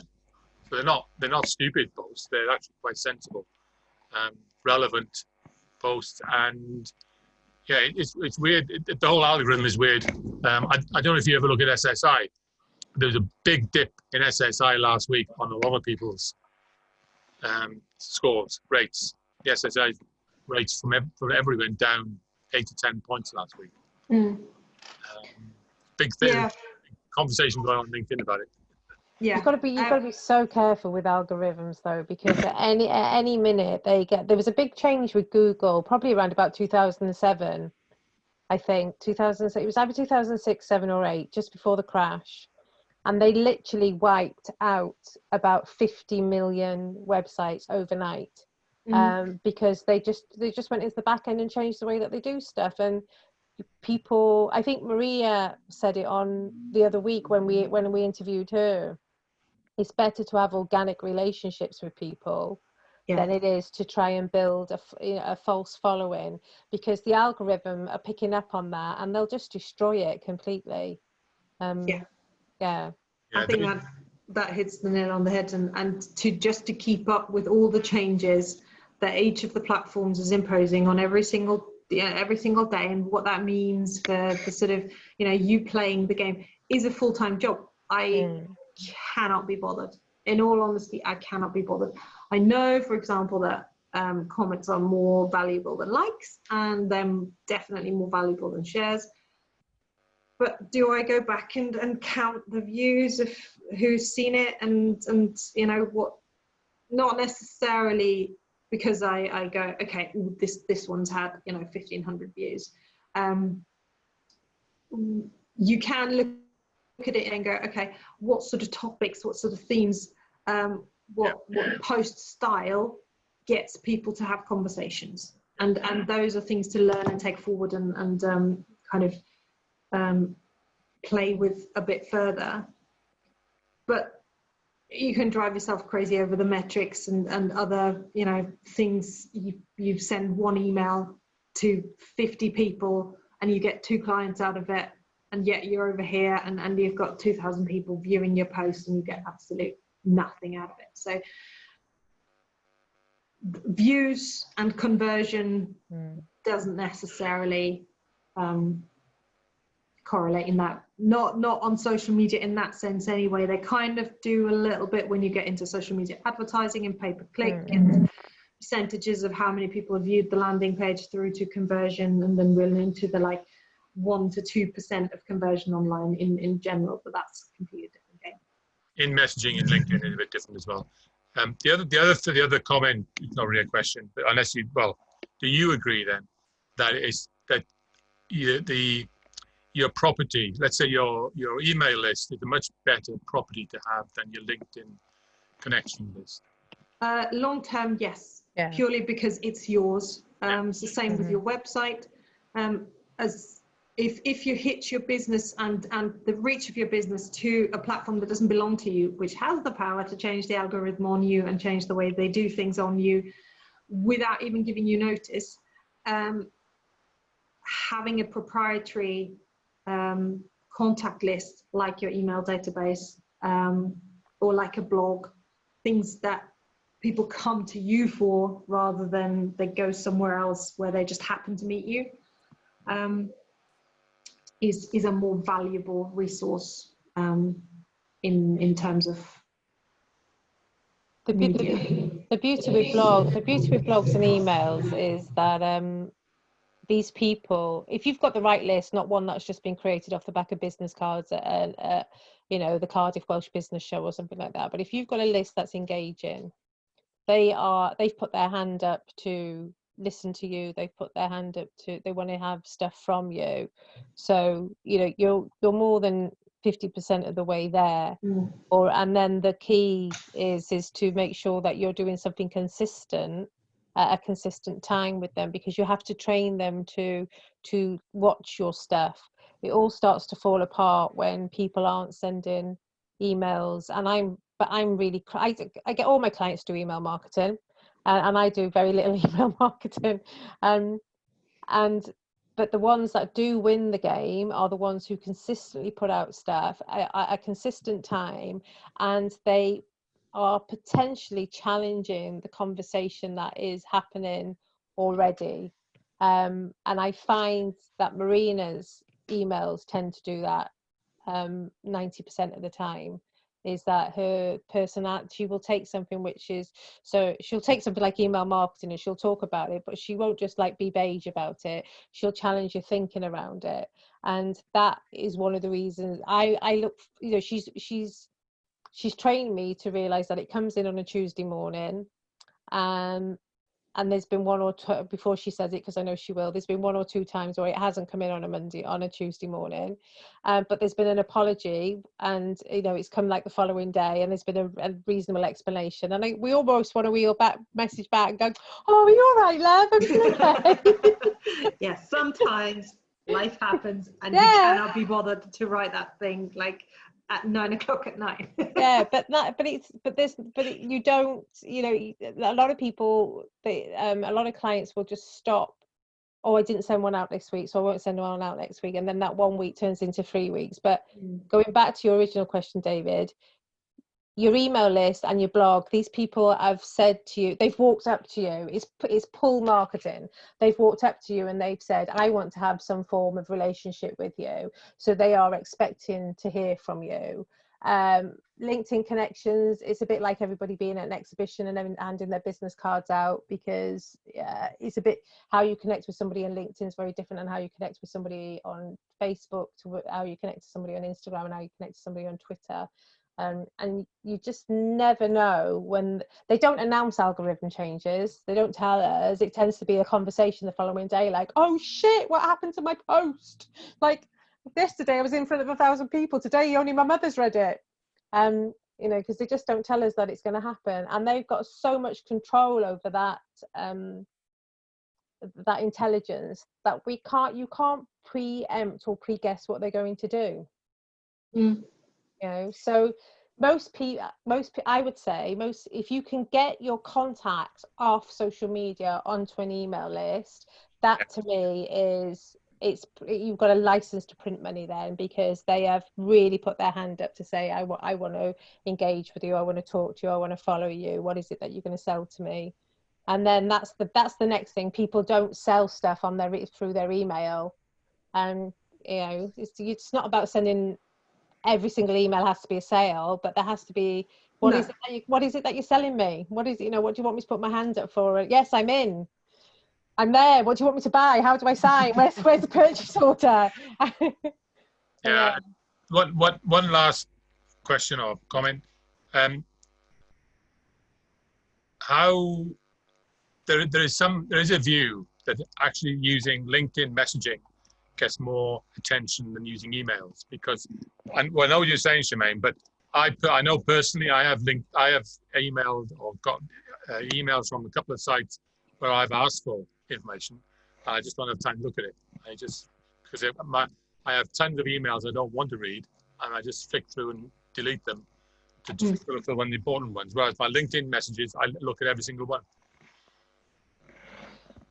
It's the Gary Vanderchuk said this in a video about 18 months ago. He asked people to put their hands up. He said, who was reading email in 2000? He was reading email in 1997, and about 2/3 of the room put their hand up. He said, you want to look at these people. He said, because they were the people who were reading the messages when there wasn't much happening. He said now there's so many emails that are written in our inbox that we don't actually read that ones. It's that we only read the ones that we have a close connection with. This is what's going to happen with LinkedIn Messenger, that it will be potentially a good source of connection for a period of time, and then it will just become overused. LinkedIn might potentially want to try and monetize that, so they'll make it more difficult to do that. If you can get those people off and onto an email list, you've captured them better. But if you can monetize it now, make the most of it. But it won't always be that way. It might change in a year's time. It might change in 18 months' time. It might change in 2 years' time. Because again, they just won't tell us what's coming. I don't personally engage with any, unless it's somebody I know. Like all of you lot, if you message me on LinkedIn, if I've got a personal relationship, I respond back.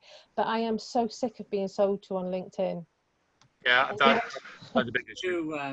If you pitch a new direct market on LinkedIn, you're breaching the law as well. Are you? Yes.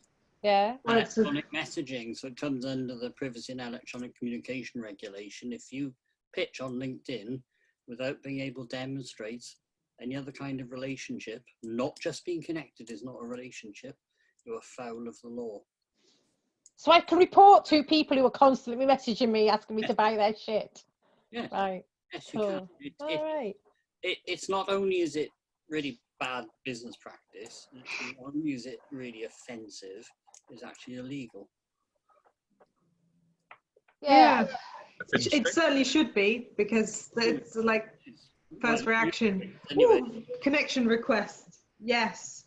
5 seconds later, sell, no, buy. 5 seconds. Okay, I get them. I get the ones that have already trying to connect with me and then hit you with the sales message before I've even connected with them. I'm like, how does that work? Yeah, it is occasionally in the connection request. Yeah, it's like, so we can talk about this, and I'm like, no, I don't want to talk about this. And I particularly love the ones that sell me stuff that I actually do as a professional. Oh, it's just like those are the best ones. Because just at least, at least try a little bit harder. I was called offensive the other day because I said to them, did you actually read my profile, and did you see what I did before you tried to pitch your services, which I already do, thank you very much.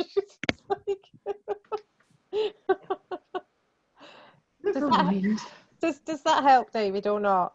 No, that helps. I'd say it's more of a comment than and I think at the moment it's quite good to use Messenger or messages on LinkedIn, but you're right, it could change. I mean, I'm just thinking Facebook Messenger has been around for longer. And it has. I use that socially. I don't use do I use it for business? I don't use it much for business. I use it a lot socially. And that seems to just be another form of instant messaging. So it seems to be quite a good one. So we see how LinkedIn goes. At the moment, it's quite good to connect and then have a conversation with people. It's having a conversation with people is a tough bit on LinkedIn, because some people just don't want to know, and that's okay. I mean, that's part of the. It depends whether your clients are on LinkedIn or on Facebook, though, David. My clients are not on Facebook; they're on LinkedIn. So my clients won't be on Facebook. That's right. Yeah. No.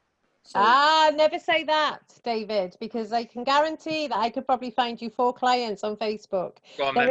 There is an assumption that they're not on Facebook, and I think what you've got to remember about Mark Zuckerberg is he wants control, right? He is an absolute control geek, and he wants people to stay on the platform. So he's changing the way that Messenger works, because he wants to get away with text messaging, because he knows he can control. If he can keep people on the platform, he can control the narrative of what's going on. Because one of the other things that Facebook is about to kick in, they've started to do it already, But Facebook want you to have what's called native video on there. They don't want you to put a video on somewhere else and then try and import it in, or have a link to something like that. They will actually affect how you will show up in the algorithm and stuff like that, versus you going live and using the platform, because he knows that if he can keep you on there, he's going to make more money out of you, even, you know, and he can sell it to the brands and stuff like that.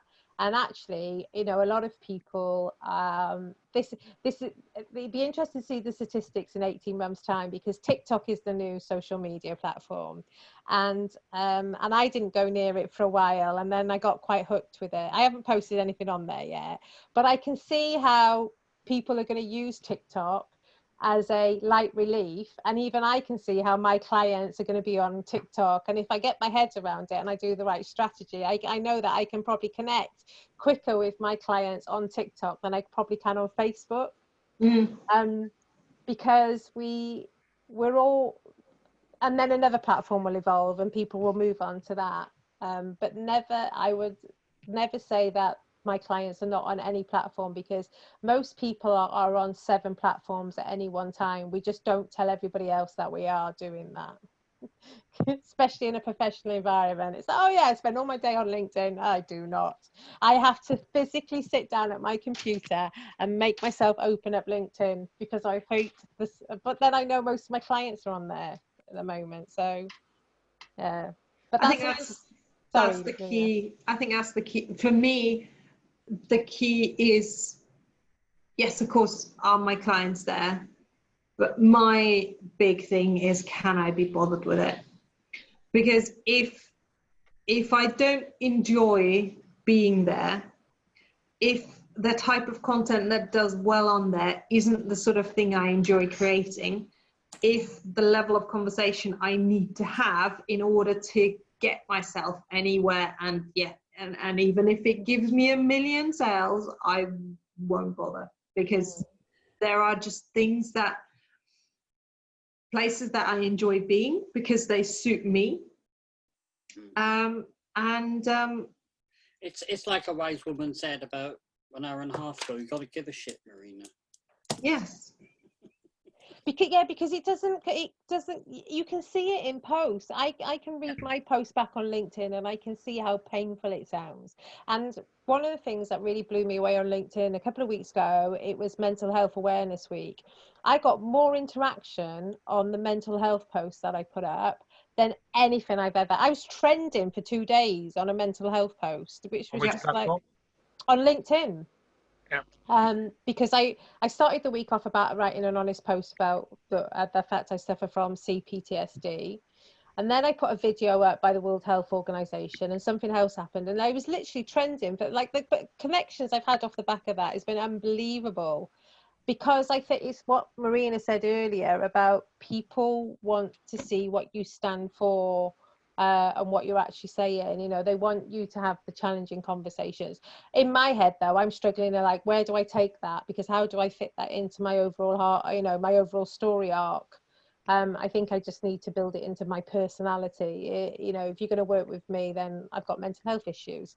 I think LinkedIn over the last 16 weeks has changed beyond all recognition. Oh God, it has, yeah. Very Facebook, much to lots of LinkedIn members' chagrin and howling. They one of the constant whines on LinkedIn, this is not bloody Facebook, we don't want to hear about your dog or your cat. And now they're just desperate to hear about anything. But people do, and I think that's been really, really interesting. Is I've had so many honest conversations with my clients as well, and with other business owners who are finding this visibility piece really, really, really challenging at the moment. Because not necessarily because they don't know what to say, but because we just honestly haven't got anything to talk about. And even if we did have something to talk about, chances are everybody else is kind of on a social media detox at the moment. That there are those who are still desperately trying to sell us something because it's about survival for them. And for everyone else, we've had a chance to slow down and to look at life and go, is this working for me or not? And actually, if I'm not here for 5 weeks, who's going to know? And we suddenly realized that we can live without the phone, and we can live without, being on things 24/7. And it has changed. I think you're absolutely right. It has changed the quality of conversation. And for me, one of the things that I'm just really keen on is that being honest about things that I'm struggling with as well, because we're so used to putting on a mask and for everything to be perfect and everything, how are you? Fine. Yeah, I'm fine. And the honest truth is nobody is fine right now. We might tell ourselves that we are, but everybody is worried about something. Everybody's struggling with something. And to those who are really, really struggling, me saying, fine, everything's peachy, tons of clients, everything is great, business as usual, just puts more pressure on them. So I'm doing them a disservice by being dishonest with myself. It's So I think as well, though, isn't it? In the wider context of having honest human conversations and connecting, that is my big thing, is to just put your hand up and going, it's shit today. That's okay. Tomorrow it'll be better. Tell me it's not shit for you at some point as well. One of the really good themes for LinkedIn conversations is to explain how you're getting on. And I'm not meaning negative way. I don't mean if your family split up, you can't see your children, you can't see your stepchildren, your wife's gone off with somebody else. Not that sort of how things are going on. But in terms of what I did when we started off, I was doing so much networking. I was like some days I was doing 8 hours networking because wow. well, not some days, one day. But it's and people related to that because they said, yeah, I did the same for a while. It's basic human psychology. We want to see behind the scenes. And it's, if you read anything by Joseph Campbell, or if you're into story branding or anything like that, behind the scenes will get you more engagement than anything else. And behind the scenes doesn't have to be it doesn't have to, you don't have to be like sharing your ways and stuff like that. It could just be how you dealt with something or how you do something, because we are nosy people. It's why reality TV is so big, because people just want to see underneath the plaster. They want to know, how does that work, and we want to be able to join the dots. And I met a woman briefly on LinkedIn, and she made £50,000 last year by selling pet portraits, and she charges £350 as commission pet portraits. She has more engagement when she does these 1.5 minute videos where she's drawing and it shows than anything else. And she came to me about 6 weeks ago because she'd taken some advice off a guru on LinkedIn about who said, she said they'd unnerved her, and she'd said, I don't think I've got my ideal client nailed down, because this other person was saying that they didn't have their ideal client nailed down. And she told me who her ideal client was, and I said, you've got it nailed completely. I said, your ideal client is the person who the present is for. And the reason you're selling so much on LinkedIn is because it's an easy gift for us to buy. I said, it's a bit like being in BNI when you're sitting there thinking, shit, what's my referral this week? And somebody stands up and goes, I'm a florist. And you go, oh, thank God for that. I can send my wife some flowers. And she was killing it. She said, I said, I'm the daughter who's living in London. I said, Mother's Day's coming up. My mum's dog's just died. And I'm thinking, shit, what am I going to get my mum for Mother's Day? And all of a sudden you pop over LinkedIn. I'm like, oh my God, yes, I'm buying you. And she said, so I have got it nailed then. And I said, you've got it nailed perfectly. I said, your ideal client is the person the gift is for. I said, your messaging has to be around the people who have got the money to buy it and buy it for them. And she was so relieved. She was just like, and she's such a lovely lady, but she does these little 1.5 minute videos where she's just drawing. And she sent me an elephant picture, and she put it up online, and she was explaining how she'd used 18 shades of grey to do this elephant. And we were all like, the whole conversation was about how many greys. It's just like because people just want to see who they want to see a little bit about your history, like which is why I asked Marina at the beginning. You know, she's obviously from Austria. I didn't actually ask her what made her come to Wales, but like, what join the dots? Because it's cheap. Live in Newport because it's cheap, and that's the God honest truth. You can't charge as much either. I love it here. Sorry, So actually, hey. let's rephrase that. I'll put Dr. Bridget might be listening. You think you can't charge as much. Oh God, yeah. Well, yeah. There's just We I lived know. in Salisbury. We lived in Salisbury before, and it was definitely not cheap. Certainly for first-time buyers. We got twice the house here. I know how much Marina charges. She's definitely not cheap. It's like no, yeah. I think even Dr. Bridget would have a heart attack if she knew. Well, I know Dr. Bridget wouldn't engage Marina at her prices. That's for sure. She'd want her logo done on Fiverr. Yes, and I will forward this to her so she can watch. My best friend. That'll put even more in good books. Oh, don't! I saw her at the Zocket conference in October last year, and as she walked into the room, went, "Hiya, Bridget, how are you?" She was like, she didn't know what to say because I was being so nice, and I was helping her. I said, "Would you like me to carry that for you?" And she was just like, "Who is this woman, and where is Lei-Robinson gone?" Yeah. But then I am responsible for her calling herself Dr. Bridget, so like that was a branding disaster. But there we go. Andrew, do you have any questions? Yes, no, yes, no, no, no. Has this helped? Yeah, you're tired now, aren't you? It's like it's getting close to 9 o'clock, and everybody's like, "Can we go to bed?" Yeah. Thank you ever so much, Marina. You are a star. How old do you think? Most welcome. It's getting close to my bedtime. I absolutely do not judge. I'm like 10 o'clock. I'm wiped out. No, just mean to know you're getting tired now, though. No. Yes. Dishes and recycling to do yet. Some recycling. Oh God, yeah. Oh, No. Tonight. No, that's tomorrow. It's just. Oh, the joys, isn't it? Yeah. No, Yes. Monday morning, so I do mine Sunday night. I mean, I usually find the best engagement I get on LinkedIn is when I rant about something, and I really rant because I can really rant when I want. And this is, which point was it? A bit of point 2 and a bit of point 3, because I'll say it exactly as it is.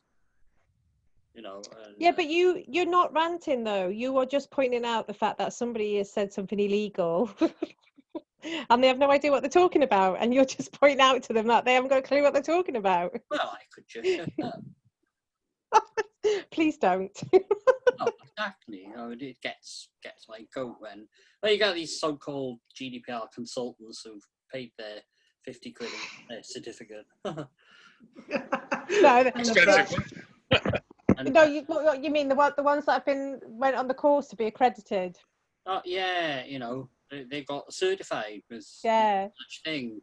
There's no such thing. You can buy a graphic design course online for £49. Yeah.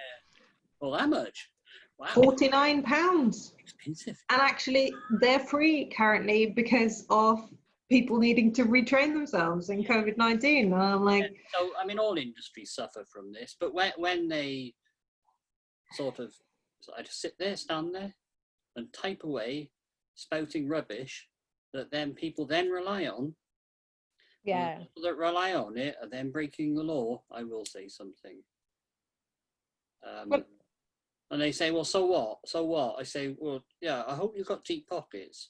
But they've not paid for it. I said, yes, but you've called yourself an expert. So that makes you liable in tort law for damages, by the way. It makes you liable against your own insurance. Oh, and then the post disappears. I think, thank you, my work here is done. You know, I get more engagement that way. I basically, in as many words, said anybody that comes at me with White Lives Matter, do me a favour and piss off, because you're tone deaf and I don't want anything like just don't. Well, that got some real engagement. You know, quite a lot of comments on that. Yeah, so I tend to find that being an individual rather than beige conformity really does work. So yeah, it's just finding a way of using that positively. So I've got some ideas for some posts now to say, basically, you're all doing it bloody wrong, do it this way. And then give a reason why. Yeah, but some Stop of the buying bloody software to solve your GDPR problems and start caring about the customer's data. Instead of looking for ways to get out of it, look at ways to get into it. yeah, Do it well, properly. do it properly. But some of the best marketing campaigns in the world have been built on some of those, the strategy. You know, Skoda rebranded itself doing all of that. Yeah. You know, it's just, and now look, and I've said to you a couple of weeks ago, look at the price of a Skoda car now compared to, you know, what they My were. car choice actually, Skoda. My Skoda that I didn't buy it new, but my Skoda new, how old is it? 13 years ago was just over £26,000. 13 years ago. Yeah, because they polarized themselves in their communication, and I wish more people would stand up and say, you're doing it wrong. Yeah. Some arguments you can't win. You know, like me and Marina have spoken about this in the past. I get really angry because I'm having therapy about people who say, "Oh, can you do my brand for me?" It's like, no, it's a flaming logo. It's not a brand. It's like, and the other one that really annoys me is when somebody engages a graphic designer to do a pop-up banner at the back like that, and they want the pop-up banner done for like £55, and then you try and tell them that the design on that is £85, and they go, "Oh no, I get the design done for free." Well, jog on then, mate. and keep jogging. Yeah, that was one of the conversations why ultimately graphic design in and of itself was not for me, because you can't just pay for the print, you have to pay for my time to make it look pretty as well. Yeah. But Marina, think of the exposure you'd get. Oh, don't. You sound just like somebody. Oh, God. Yeah. And I can take my exposure to Tesco and I can take it to the bank and it buys me sweet. Cool. And actually, while we're on the topic of rants, everybody who buys from Fiverr deserves all the pain they're getting. Like, buys from who? Fiverr. Oh, yeah. Fiverr. And as much as I love myself a disruptive technology, I think it has definitely opened up a market for second and third world designers to do work in the West, and some of them are very, very capable. It's just that they're now setting an expectation about this is what it should cost and this is what you should be able to get it for. Just like Wix and places like that have made it an expectation that websites can technically be free. Yep. I spent my first 10 years in business explaining to people that, yes, you do have to pay for your marketing because the Welsh Assembly government were giving it all away for free. And I was like, no, what do you mean I'm not going to get it for, I've got to pay for it? It's like, isn't there a grant for it? Like, no, if you want some marketing, you have to put your hands in your pocket, you got to pay for it. Oh, I'm not doing that. And then 2 years later, they're like, how much are your costs then? Because they've gone to some business in focus workshop and been given beige. The one that gets me is people per hour. That, like, because it's like Marina says, it's opened up the floodgates for people who are very talented in other countries to step forward. But that, well, there is some of that, but also it's for the young designers that do come out of school that look at the way other people are pricing themselves and go, I have no track record, I have no portfolio, I have nothing to distinguish myself, therefore I have to be cheaper than that. And we cannot physically survive on prices like that. I mean, there are people on Facebook who offer a full branding service, unlimited revisions for less than $50. That's outrageous. And I'm like, it is physically impossible. You get an hour from me and an hour of like dumb admin work, not even creative design work for that sort of price. And I cannot brand you in that time, let alone give you unlimited revisions and the intellectual property right for the design and all the other stuff that you get. So it just sets a completely unrealistic expectation. Yeah. I find it interesting when they say unlimited, because that clearly tells you straight away that there's no brief going on, because you could be into 20 changes before they like, oh, because they've got no idea what they want until you put it in front of them. Yeah. As a rule of thumb, if I do more than 3, I have mismanaged my client. Yes. Yeah. And we haven't got to the heart of what the brief is about to begin with. Yeah, I'll agree with that statement, definitely. Which is now what people are actually. I had to go into creative career, but it wasn't to be. Oh, cheers, David. Right. So before we go, does anybody have any? Oh, Suki's come back. Suki, do you have any questions before we go, lovely? I think I've missed it all, so I'm going to have to watch it on Facebook, haven't I? So, so sorry. Yeah. No, you're okay. I had really put it in my diary, wanted to join, and I did come on time. But unfortunately, we had visitors because, my husband actually lost his father a few days ago. So they just came in and they just came to offer their condolences. And oh, Suki, that's lovely. I saw your post, and yeah, that's a difficult time for you and the family, isn't it? Yeah, it is. But we have to be strong for him and for my mother-in-law as well. So sorry, don't want to bore you with mine. I was just trying to chat. I missed most of it, so I'll just catch up on Facebook. If you've got any questions, I'm going to get Marina to put all her contact details in a post. And then if you've got any questions for Marina. I also do free advice. So through my website, you can always book yourself half an hour of just my brain time. No sales, just brain time. Yeah, sign up to her email, because her email is very good. Yeah, definitely. And Suki's like a sponge at the moment. She's taking it all in. So yeah, she's like here, there, and everywhere. You're like on every challenge, doing like you're learning. Sometimes you just feel overwhelmed as well. But I had put it in my diary to make sure that I actually watch The Secret Sauce, because I really had some questions as well. But it wasn't meant to be. But I'll catch up on Facebook, and then I will obviously throw some questions. Do ask the questions. I'm always here. Thank you so much. Thanks. Thank you. Right. Well, I'll let you all go then. Marina, do you have anything left to say before I end the call? I do not. It was fun. And yes, if anybody wants any more of this, I'm very happy to give it all away. You are. I'll get the email with the recording on, so you can send it over to your mum, and it's live in the group. So download it, because I'll delete it about 7 days later, because Zoom wants something like £35 a month to hold. Yeah, just to keep it there. I know, mental. You've been an absolute star as always. Lovely to see you. And you. Take care. Okay, bye. Bye.